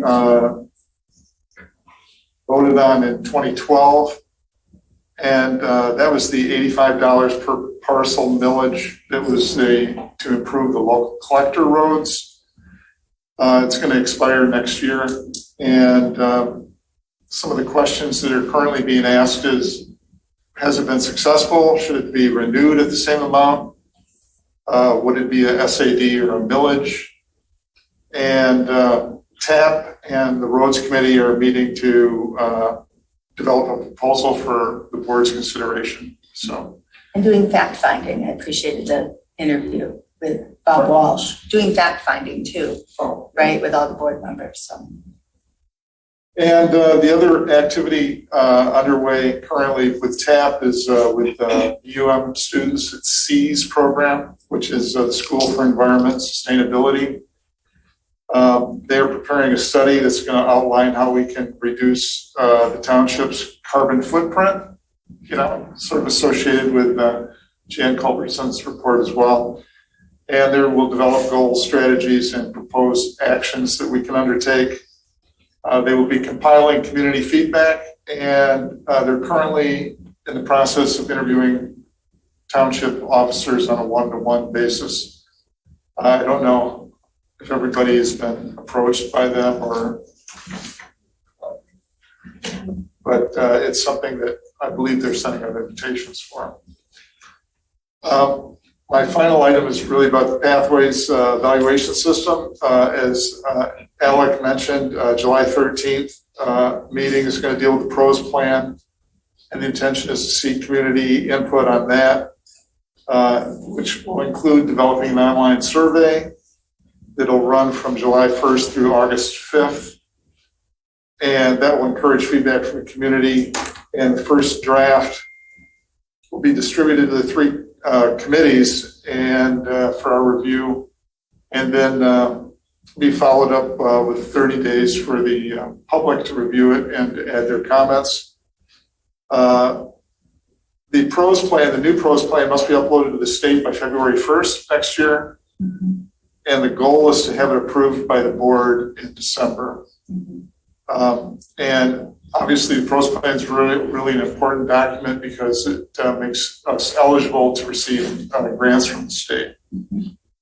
And that's the extent of my report. Thank you. Patrick, could I correct just one statement, one Sure. sentence you made? Yes. Talking about the $85. Yes. And I think it was just in your explanation. That was not a voter approved what's the word? Right. Amount. It was done by the board through, there was a proper method that we could use. Right. And we chose that for not only that we could do it, and then $85 has done a lot. So I would think that in your discussion in the roads committee that would be a good point to consider and talk about. But we did the 85 so that the farmers wouldn't be slammed. Yes. Because, they probably don't use the roads as much as you and I do. We were talking about the large businesses here again, and it made it fair, everyone contributing something. Because if you can't get to the main roads to get to Myers or to get to your favorite restaurant, I mean, it was getting bad. And that's why we did it that way. And it has worked very well. Yes. So just a point to correct in your. Yeah, I think, I understood the distinction there, and the reason that they chose to do it on a parcel basis as opposed to a value, because it would be more equitable, more fair. This is a great segue to our next report, which is the Roads Advisory Committee. There you go. So we have discussed this very issue at the Roads Committee. No recommendations or determinations have been made yet, but we're discussing the issue. The Roads Committee is developing a protocol to respond to individual inquiries about road issues. Many of them are dirt road issues, but some are neighborhood paved roads that need improvements. So there's a range of different issues that we're hearing from residents on. There was an initial meeting with residents on Park Ridge regarding potential improvements on Park Ridge. Just a few residents. They're sort of organizing the neighborhood. There's going to be a walkthrough next week on Tuesday at noon on Park Ridge with several people from the Roads Committee, as I understand it, and someone from the Road Commission, and someone else, I don't remember who else is going to be here. Just to walk through Park Ridge, talk about the issues, because there are drainage issues, grading issues. Park Ridge is partially paved and partially dirt. So there are multiple. It was a prior SAD. It didn't go They forward. tried. Oh, it didn't go forward? No. This is an engineering, the engineering only. But the engineering was being paid, right? I believe that was. It was a 1 year. It was Okay. a 1-year SAD for engineering. Okay, And isn't that the check one? to see if that was one that wasn't built, Jim. I think that's what Warsha said. Oh, okay, I will do that. Sorry, Kathy. Isn't this the road where it's partially paved, as you said? And Yes. because the people at the one end said, don't want pavement, Yes. we want the country feel. I mean, it was their decision as a neighbor. Right. And then the Road Commission complicated the picture by saying that they had to do fairly extensive grading and tree removal. And so that complicated the whole picture for everybody. So this was years ago, when Bryce was here. all this happened. Beautiful trees out there, they are, you're not Yes. gonna want them cut down. Yes. Is So that we'll the- see. Is that the road, are you concluded with your road? Yes, I'm done. Okay. Thank you. Thank you. I would just like to add that to the LPC report on the Wren's farm closing, that I was privileged to represent the township at that property transfer. And it really is something that we should all feel good about. The property, if you don't know, is the large farm along the west side of Wagner, opposite the Killens Gravel Company and the WISD. And it's really a beautiful farmland.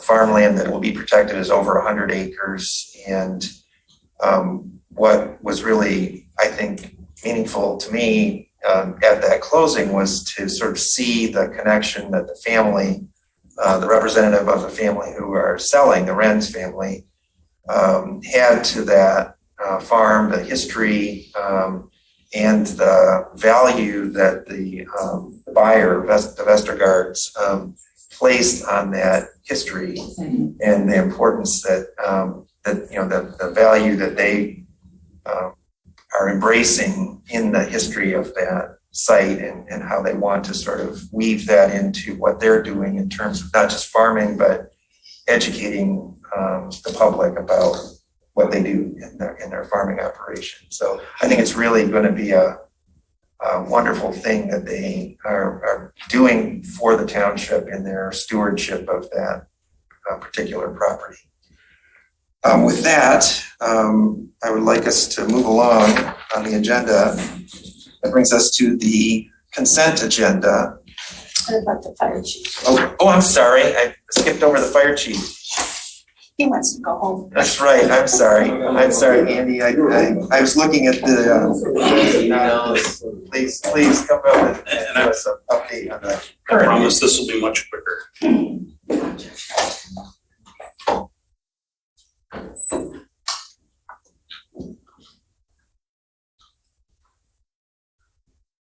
All right, so here's our activity for the month of May, 111 incidents. All of them were within the community. We did not respond outside the community at all last month. Total of 2 fires, 80 medical calls for a total of 111 calls. We did request mutual aid 2 times to come into our community. One significant incident on the 12th, a resident was burning yard waste. It was dry and slightly windy. The fire got away from the resident, started burning his yard up. He had a wood pile that caught on fire, some fencing that caught on fire. When the neighbors saw it, they jumped into action with their garden hoses to help keep the fire contained. We got there, were able to extinguish the fire in about a half hour. No damage to structures in the area, so that was a very positive thing. That's the one fire we took a look at this month. Last month's total average response time, this is from when the 911 call is received or is placed until we arrive on scene, about 10 minutes. 2 minutes and 45 seconds of that on average. Dispatching, and our alarm to arrival time, 7 minutes, 21 seconds. Year to date, we meet our 6% response time goal 42% of the time. May response comparison is there in front of you. Our response package was updated in June, which is where you see that increase in calls. Year to date change, we're up 31% year over year, and I expect that next month, we'll start leveling out with our percentage increases as we did upgrade our response package in June last year. May training hours, 98 hours of training completed in the month. Interesting note, one of the developments on Jackson near Baker, they're removing an old home to put a warehouse in. And they've donated that building to the fire department for training. We've done a number of operations there over the last couple months, and we're tentatively, I think we've got all the approvals, we're tentatively planning to do a training burn on the 28th of this month, 2 weeks from today. Are we invited? Absolutely. Awesome. Which side? Is that on the south side? Correct. It's basically that driveway line's right up with Baker almost. Okay. I know which house you mean. Yeah, so provided we don't get any other snafus, we finally got the EPA approval. So we should be on schedule for that. And I would encourage the board to come out and, we should be there all day, provided it's not too rainy. And with conclusion of our training events inside the building, the resident wants it disposed of. So we will let it go to the basement. Responses per zone in 2022. Zone 1, 88 responses. It's a north and eastern section of the community. Zone 2, 251, southeastern. And again, our most busy section. And then 234 for the west and southwest side of the community. I always throw the heat map in. Year-to-date heat map. And you're probably tired of hearing me say this, but where we have the most population, we generally have the most calls. With that, board concludes my report. I'd be happy to answer any questions you may have.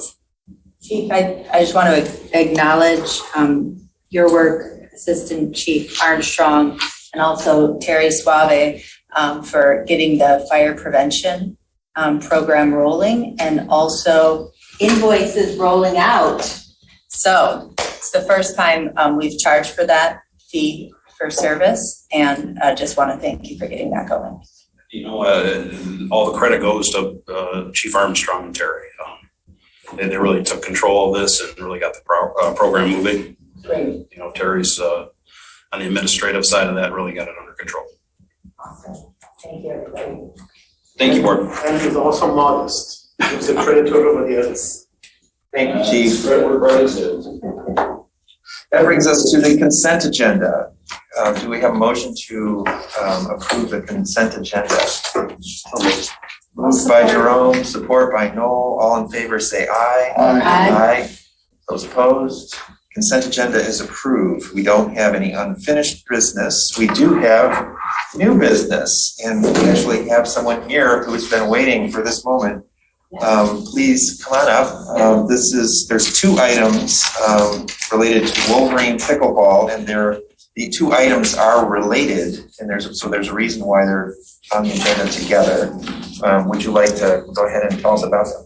Sure. So I'm one of the co-founders of Wolverine Pickleball, and we are looking at building a newer facility down on Meddy Drive.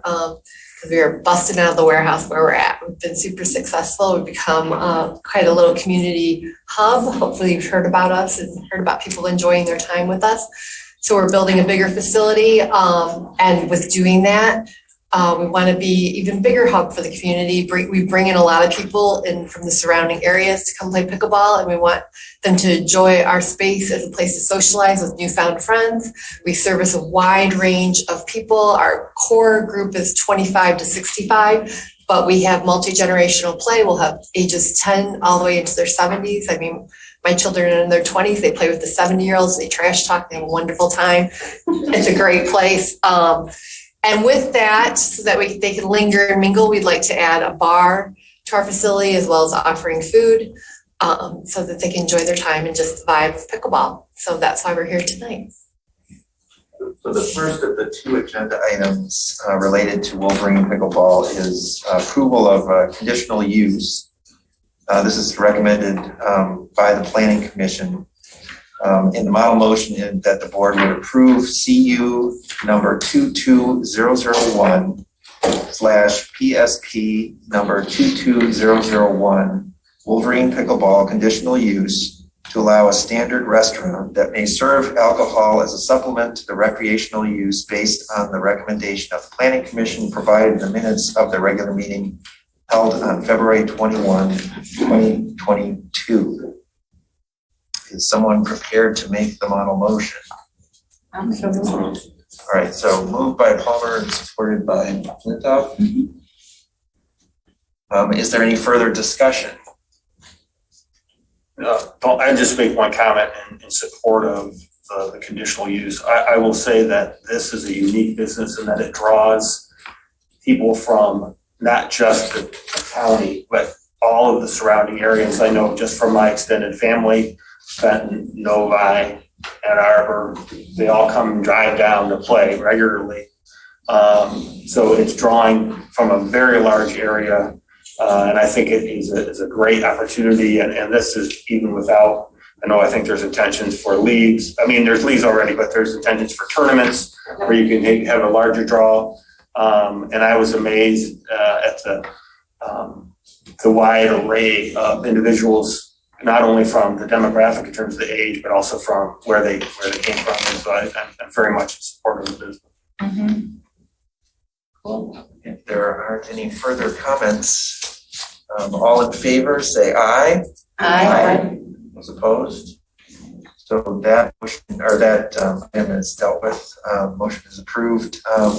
The next item is also Wolverine Pickleball, and this is the recommendation of to the Liquor Control Commission of approval of the Wolverine Pickleball's application for a Class C license. And I learned, because I haven't dealt with a liquor license approval before, that there is a particular form that the Liquor Control Commission likes resolutions to be in. So we have a resolution that meets those requirements, and I'll just read it quickly.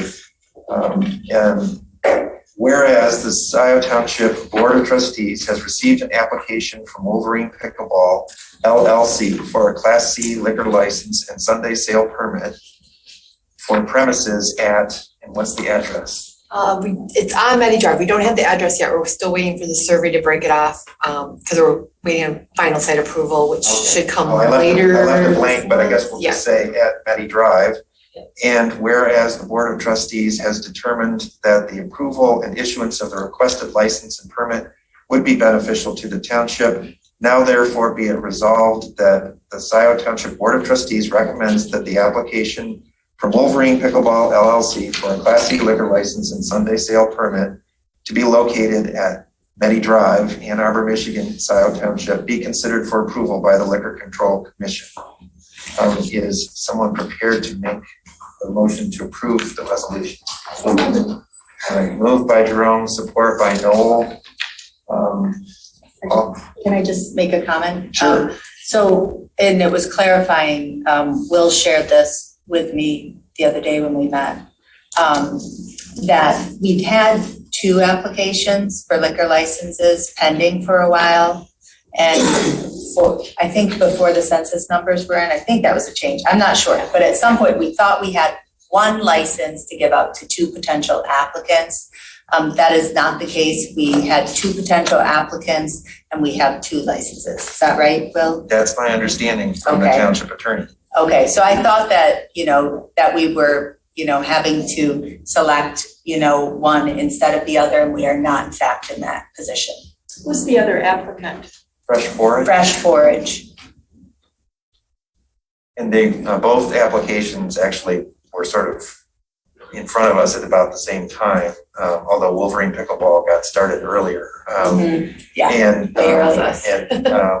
So it did look like we were going to have to make a choice, but then we discovered after the census that we had 2 licenses to recommend to the Liquor Control Commission. So if Fresh Forage completes sort of a supplemental part of their application and meets approval as Wolverine Pickleball did from our reviewer, Carlisle Wortman, then presumably we'll be considering a similar resolution for them in the future. I'm sorry. Sorry, I just had one more thought, Will.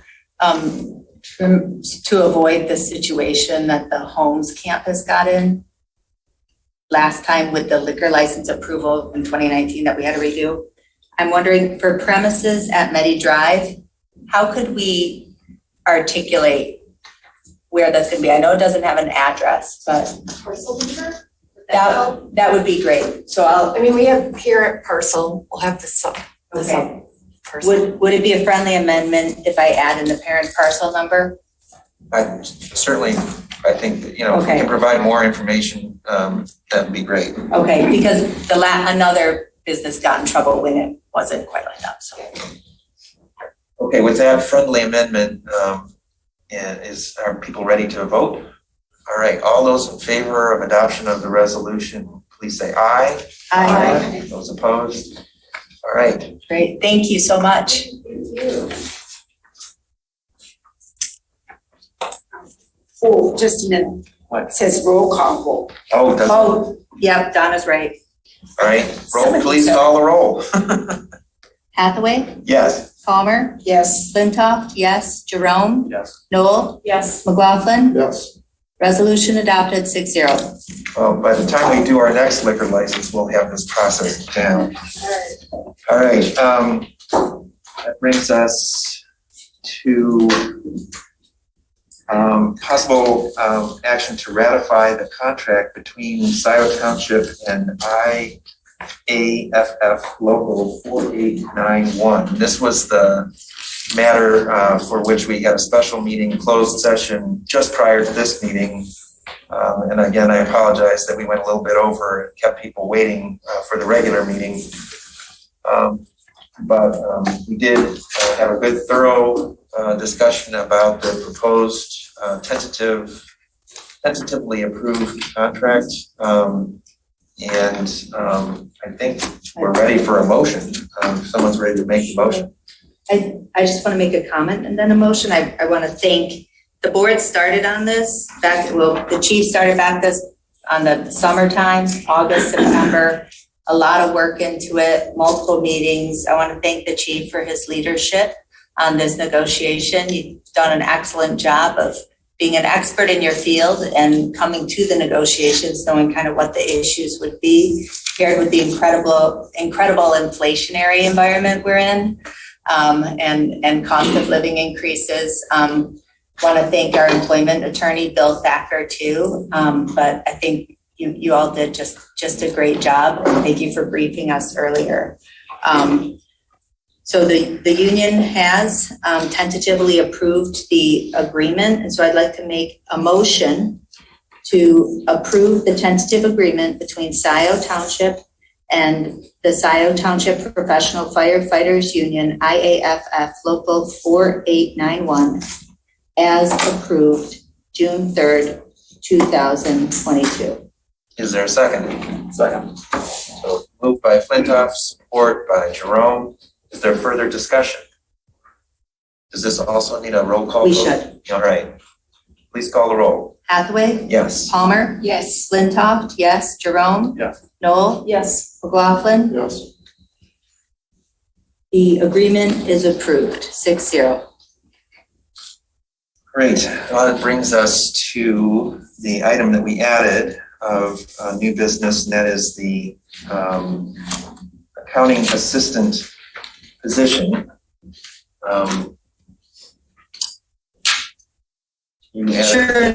Sure. So simply what I ask that the board do is to establish, I think we've agreed, we all concur that Donna or the administrator have the ability to determine who to hire into temporary part-time positions. But the board needs to establish the position, set the rate. I know and we would want to make it retroactive to at least today. I think was her first day. So what is is it to do similar work that she was doing before? Yes.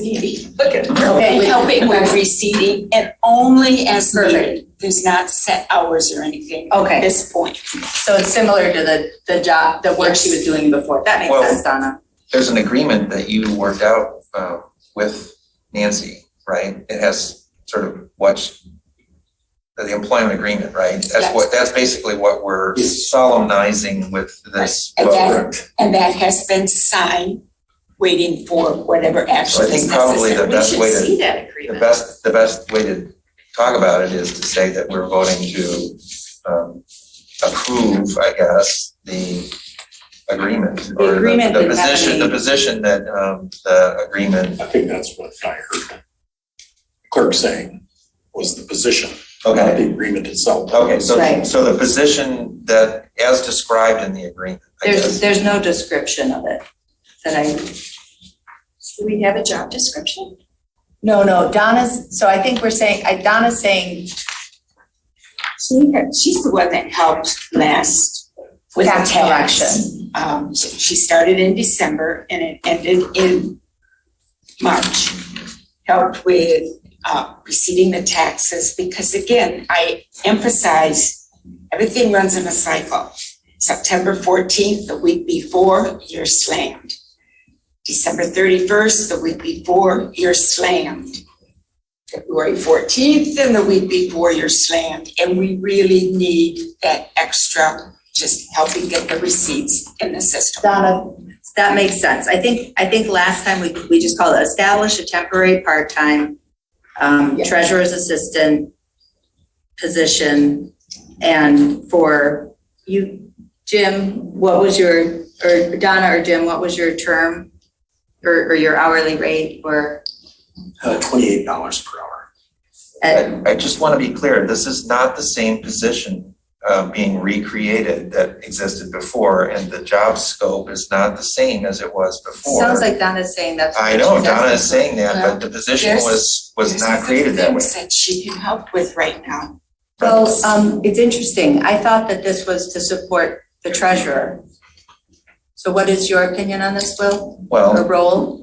my opinion on this is that the township administrator used his authority and under both his job description and under the employee handbook to hire somebody in a temporary seasonal position, which doesn't require the board's action, and that he had a plan for what that person was going to do. The Now, we're reference is in talking about Appendix it A that doesn't now. exist. We're talking about it now.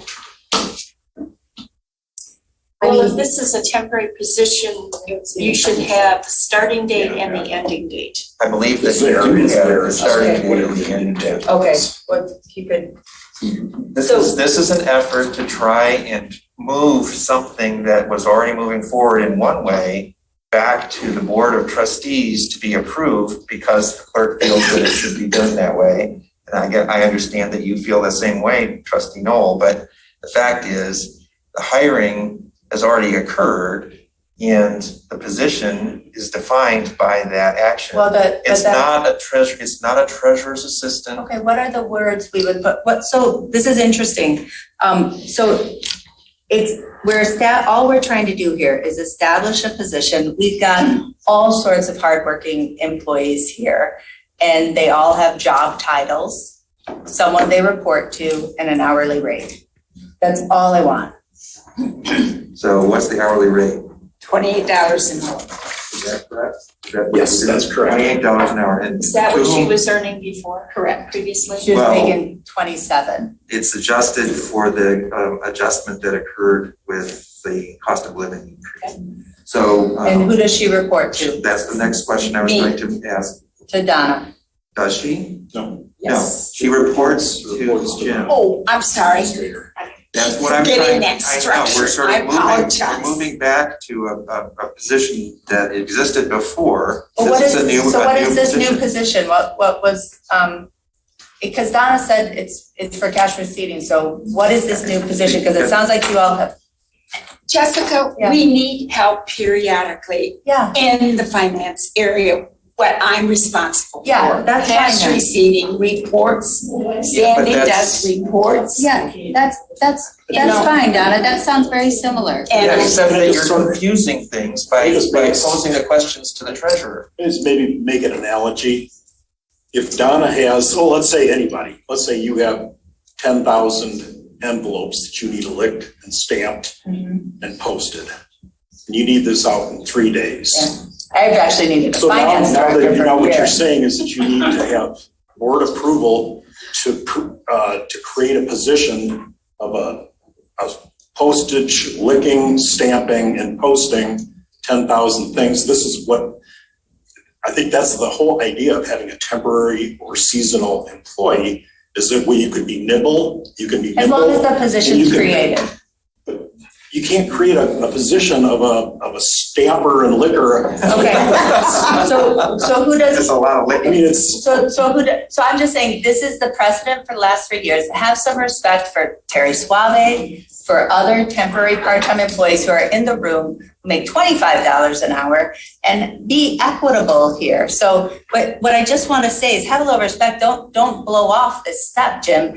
And I would just say, it sounds like it's $28 an hour for an assistant reporting to, Jim. I would like to hear from Donna, because it sounds like they're in. Donna? You know, I went through this to get her in December. Same thing she'll be doing for me. Okay. She'll be doing, Sandy has a lot of reports that she still does for the township. Sure. Because she's the only one that knows how to do them. She can help her. She could maybe help Jim if he had something that he needs some help with. If it makes you happy, just call it a general accountant assistant. So You know, if establish a temporary part-time accounting? It's a temporary seasonal employee. It's not a temporary part-time. That's where I think we're getting mixed up here. Because there are positions that are part-time positions and there are temporary seasonal employees. And the employee handbook makes a clear distinction between them. And you're trying to conflate the two of them. No. And you're confusing No, I'm not. people. No, we could say seasonal. I mean, it's just like election inspectors that I get approved by the board. So establish temporary seasonal assistant at $28 an hour, reporting to the treasurer. Reporting to the township administrator. The administrator, because this is So where it should be now. So, and then Jim, what would an assistant help you with? It's not a matter of helping me, it's helping the treasurer and the deputy treasurer. It's helping whoever needs. Yes, whoever happens to need it. Like a floating. Okay, reporting to the administrator to assist With duties as assigned. well, I wouldn't, for example, assign my duties to somebody. I mean, I think the purpose is to assist with the treasurer's activities. Because I wouldn't assign, like, you know. Well, it could assist with the supervisor's activities. Certainly. So there we go. So we won't assign her to Okay. you unless you ask, but. So establish, I just want to be clear that, you know, what I'm recruiting for are, you know, is finance director. I've been very clear. I just want to be clear, this is not filling any of the gaps that exist. You know, finance, it is filling a gap that exists in treasury. It sounds like it fills a gap that Will has, so that's fine. It's not a finance director position. Or finance, it's a reporting to the administrator to assist the treasurer and supervisor as needed. I have a question, Jim. Would this person have access to the BSNA software to do journal entries? No, Okay. no, the clerk has prohibited. Well, I'm just Yeah, no, that's, clarifying. yeah, no, you're. Nothing I do under my jurisdiction, I never touch the general. No, but she would do cash receipting, which is under the treasurer's. That's why I'm making the distinction. The rolls and the receipts are under the treasurer. That's different than the journals of the cash But I just receipting. wanted to, because this hiring of her was kind of sudden. And it occurred on a weekend. As I recall, I mean, I'm hearing bits and pieces, but so because it wasn't a transparent action and the board wasn't informed in advance, so then that leads to people not trusting some of the decisions that have been made. And then that makes people, such as me, ask more questions and feel like I have to dig for information that should have been forthcoming. I mean, we shouldn't have to go through all of this. I continue to contend that the board doesn't need to approve Positions. this particular position. But you should have But notified. because the clerk is insisting that that's in fact The law. the board, what the board. And so honestly, I don't, how it comes about is the board's decision. So I think we're at the point of having a motion. if I could read it, I'd like to offer a motion, establish a temporary seasonal position of assistant at $28 an hour, reporting to the administrator to assist the treasurer and the supervisor as needed.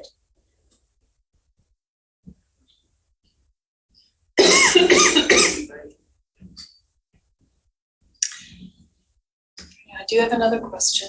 How does this salary interface with other employee salaries? Is it equitable? How does it compare to other employees in the same position or similar position?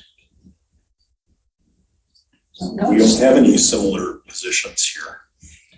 Well, the other temporary employees we have, I mean, election inspectors go up to 20, which was a raise, of course. But like, for example, Terry gets paid 25 an hour.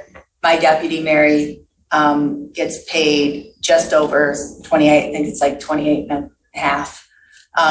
There's a utilities person, one of our utilities tech, permanent, but makes much less hourly.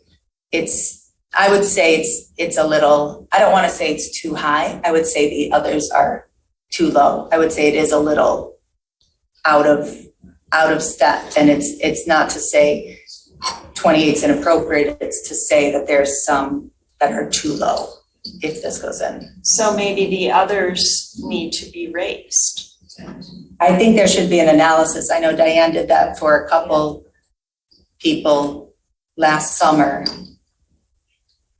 And I think this is probably up to the department heads that are actually supervising these people to say, I feel that this person should have. I agree. And then I and the board and the technical. Yeah, and I think you're gonna look at that with them, right? Absolutely, yes. So you're gonna look at this issue? I'm gonna put that on the department heads. And they will bring that to me and then we will review it together. So I'm not gonna take an initiative on that. I'm gonna wait and let the department heads decide if that's in fact what they wish to do. Because I'm not gonna micromanage them. If they choose that they think that their staff should have additional money based on the market, then they need to make a proposal, come to me, and then I will present that to the board for consideration. I think that's the way it should always be. Mm-hmm. So were you making that motion when you read the motion? Sure, I'll make the motion. So we To have, establish a temporary seasonal position of assistant at $28 an hour, reporting to the administrator to assist the treasurer and supervisor as needed. did you have a different title for it? That's Doesn't matter. It doesn't matter. It doesn't matter, all right. Okay, so we have motion by Flintoff, support by Palmer. All those in favor say aye. Aye. Those opposed? All right, so that concludes our business. That brings us to public comment. Number 2, is there anyone who would like to comment to the board during this time?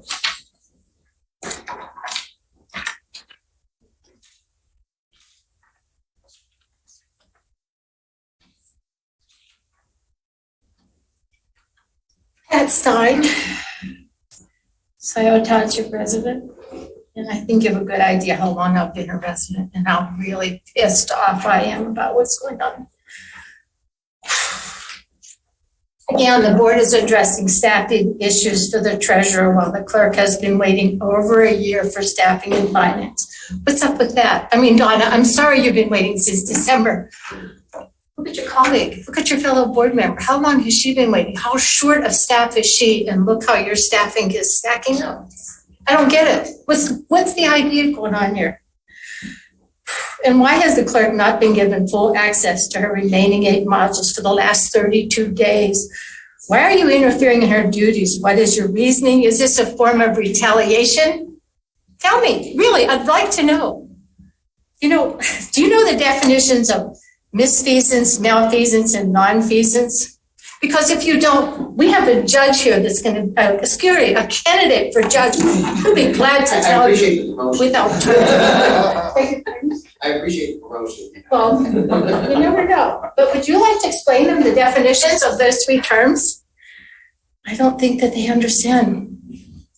Actions have consequences, and your behavior leads me to believe that you think you are protected from any legal action. You are not.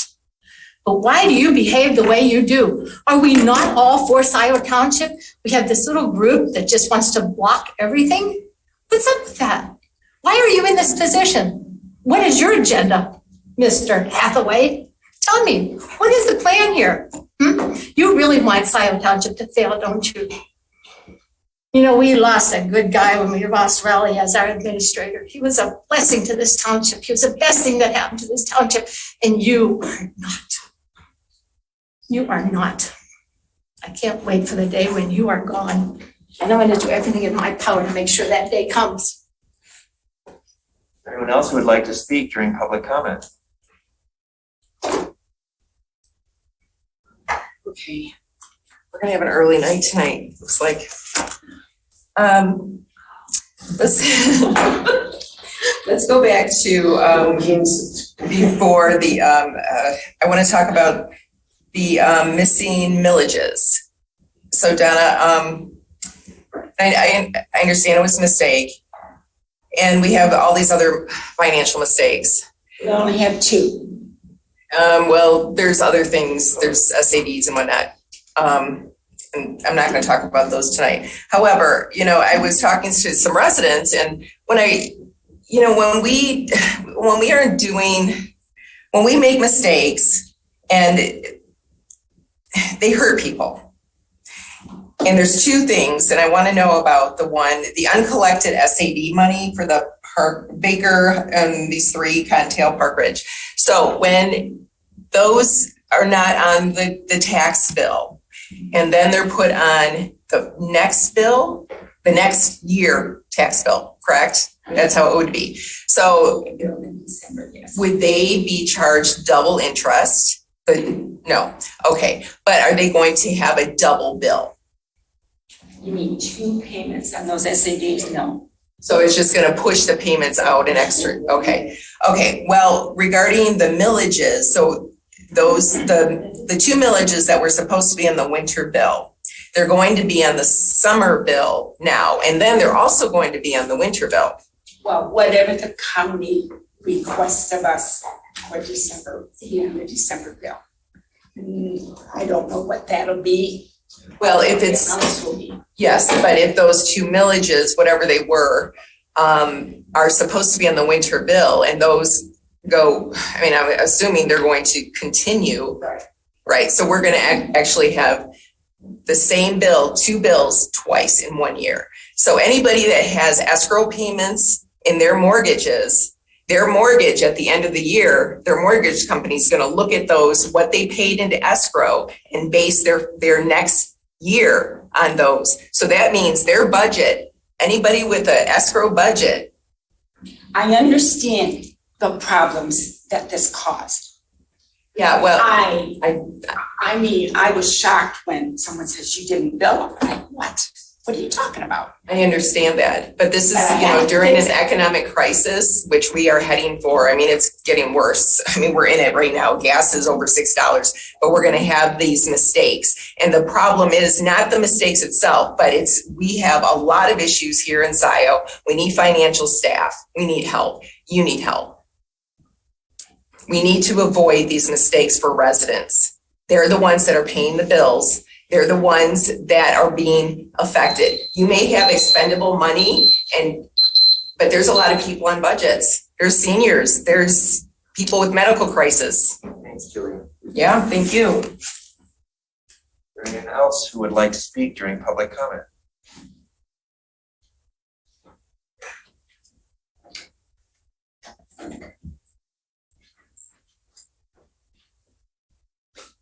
I know it's gonna sound like you're saying music. Scio Township is a quarter minority, but your outreach to the minority community, with all due respect, is non-existent.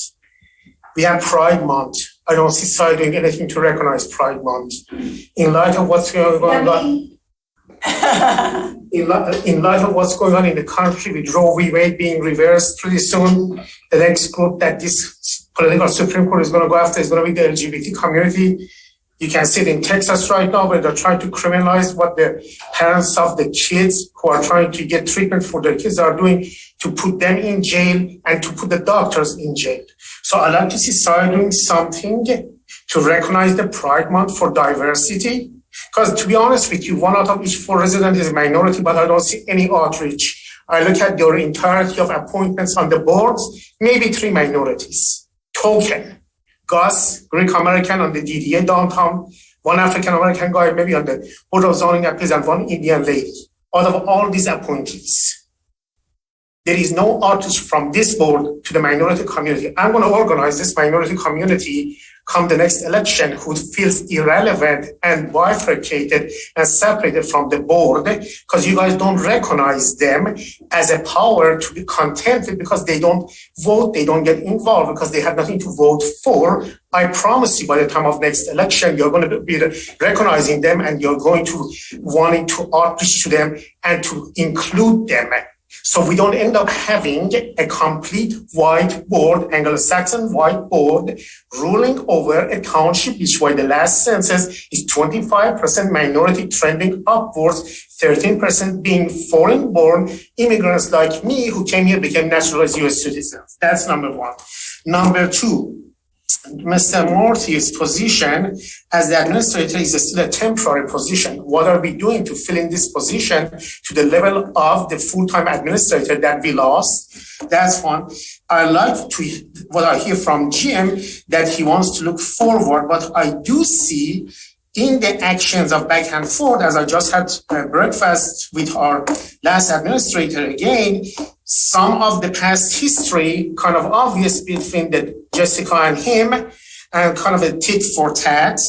Why is it that we have to litigate everything? But plain reading, why can't we just have a plain reading of the statute and find out what is in the statutory duties of the clerk? If those 8 modules are to be under her control, return them. Do we have to wait for a judge to rule on everything? Is that the point that we are at this township, that everything is a threat of litigation? There is nothing will go forward. Nobody's going to do the right thing unless they are sued and a judge hammers it in their head. I guess that's why becoming a joke of all the newspapers. We are becoming a laughing stock of everybody else that I meet with in an organization saying, we don't want to be like Scio anymore. Not that we want to be like Scio. Thank you, Abby. Is there anyone else who would like to speak during public comment? I just have a question for Abby. You had breakfast, you said, with the last administrator? No. The last supervisor. Okay, thank you. Yeah. And they shorted me on time, by the way, because I started. What else? There are no other comments from people. I do have two online. All right, who's that? I have Pam Boyd and then Rob Pattinson. This is Pam Boyd.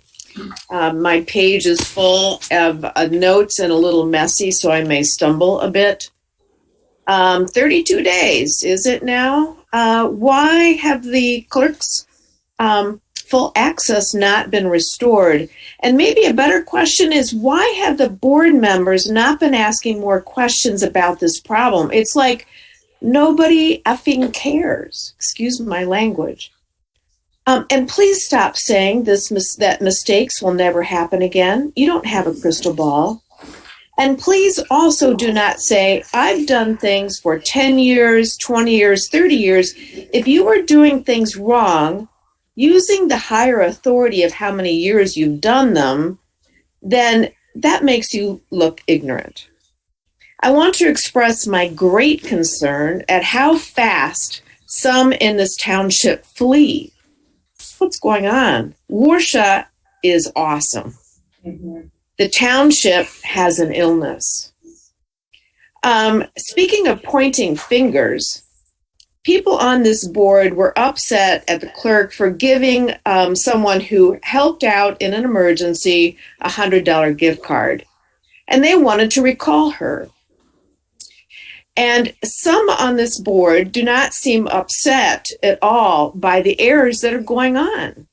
There's no outrage. There's no we need to do better. It's only the residents who are kicking up the dust. I don't understand that. the outrage is not distributed fairly among some members of this board. In order to heal the past, Jim, in order to heal the past, you have to go back and you have to fix the problems of the past. You can't move forward without fixing them. Don't stick your head in the sand. And woe be to those who are going to be freaking out on their summer tax bills. And thank you, Jillian, for pointing out the issues with those whose mortgage companies pay them. And Supervisor Hathaway, finally, when you don't like something that is going on in the conversation, the trajectory of the conversation, you cut off the other board member and you try to change the topic. We see you. You are a coward, and your snarkiness does not help the discussion. Thank you.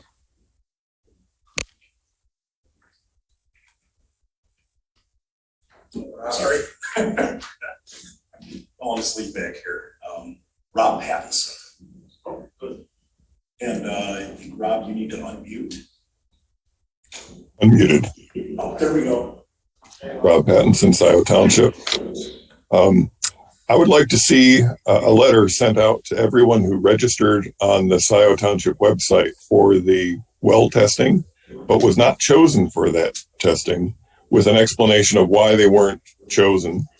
And I'd also like to see the dioxin lab info that Kathy gave us tonight and the cost info sent out to all residents so that everyone has a chance to decide if they want to have their wells tested. I'm sure there are a lot more people who registered for the well testing than were chosen for the testing, us among them. And I'd like to get that information out to the residents.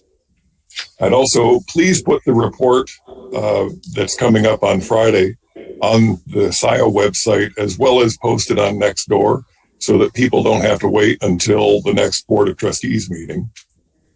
And then tonight, one of the most disturbing things was learning that we're going to lose our new assessor. This is yet another official that has left Scio under this supervisor's watch. And this is a trend that we can't sustain. And this is a problem. Thank you. Rob, I can respond to your one question about the Gelman applications. Now, and just in case other people are concerned about that, the applicants will be considered for round 4, which is the next round of testing. So nobody has been rejected or accepted from the applicants so far. But how realistic? Yeah, well, appreciate it. Yeah, we have, I think, over 75. We've got over 120. Oh, really? Okay. Yeah. Well, the spreadsheet only has like 75 on it, I think. But Really? in any case, maybe there were duplicates. I don't know. But in any case, Rob, there's more applicants than we will be doing sampling for. But some of the addresses are outside of the area that we're targeting for testing too. So I think you're right. There needs to be an explanation for why people are selected and why other people are not. But nobody has been rejected yet. And that's good. And tonight's information, new information about this testing lab and the $155 test, I think that'll be very valuable to those people because they'll be the ones most interested in getting their wells tested. Sure. And I should say too that sometimes people, when they find out that the township's test results are made public, choose not to go forward with having their well tested. So we have had a couple people that we identified as being, sort of wells of interest, who, when the township approached, declined to have their well tested.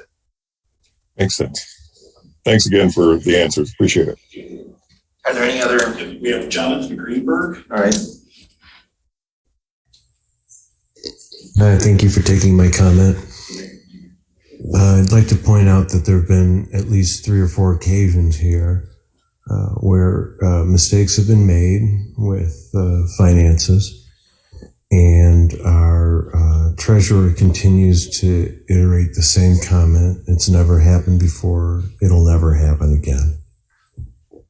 The only way you can ensure that something doesn't happen again is by analyzing the problem, determining what it is, and putting process in place to ensure that it doesn't happen again.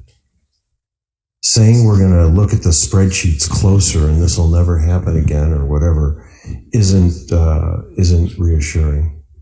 And given the number of dollars that are, Alec, I hope I'm not boring you. Given the number of dollars that are being discussed, it's something that I think the township should have a policy as to how to remediate problems and how to remediate fixes, because right now it's just one person saying it's never happened before, and believe me, it's never going to happen again. That's not reassuring. And Ms. Boyd beat me to it, but Will, your behavior is terrible. As I've pointed out before, the way that you cut people off, the way that you decide that you're done with a topic or you don't like where something's going, so you just interrupt, you cut people off, and you move on. It's not a good look, and makes for that initial base hostility that still pervades this board, thanks mostly to you. Have a good night, folks. I have one more hand up, and this is from Lance, one of our fire captains. Union president. Can you guys hear me? Yeah. Hi, Lance. Hello, good evening. I just want to take time to thank you guys for approving the union, the tentative agreement for the union contract tonight. It's a small step forward in getting us to a comparable level to some municipalities in this county who have a lower taxable value than us that offer their employees better benefits. But I thank you guys. Want to thank the chief and also your guys' labor attorney, Will Thacker, for their time with everything. And that's pretty much about it. You guys have a good night. Lance, I just want to thank you. I know it was a long negotiation. I know both sides negotiated hard, and we're very creative and flexible and appreciate that. I want you to know that we feel good about the agreement as well, and we want to continue to retain and attract talented firefighters. So thank you. All right, you guys are very welcome. That's it. Is there a motion to adjourn? Yes. So moved by Jerome, support by McLaughlin. All those in favor say aye. Aye. Those opposed, motion passes. We are adjourned.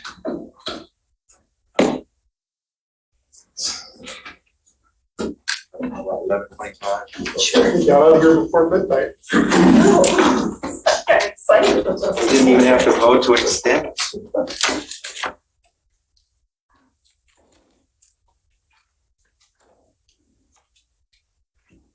Thank you, everybody, for having.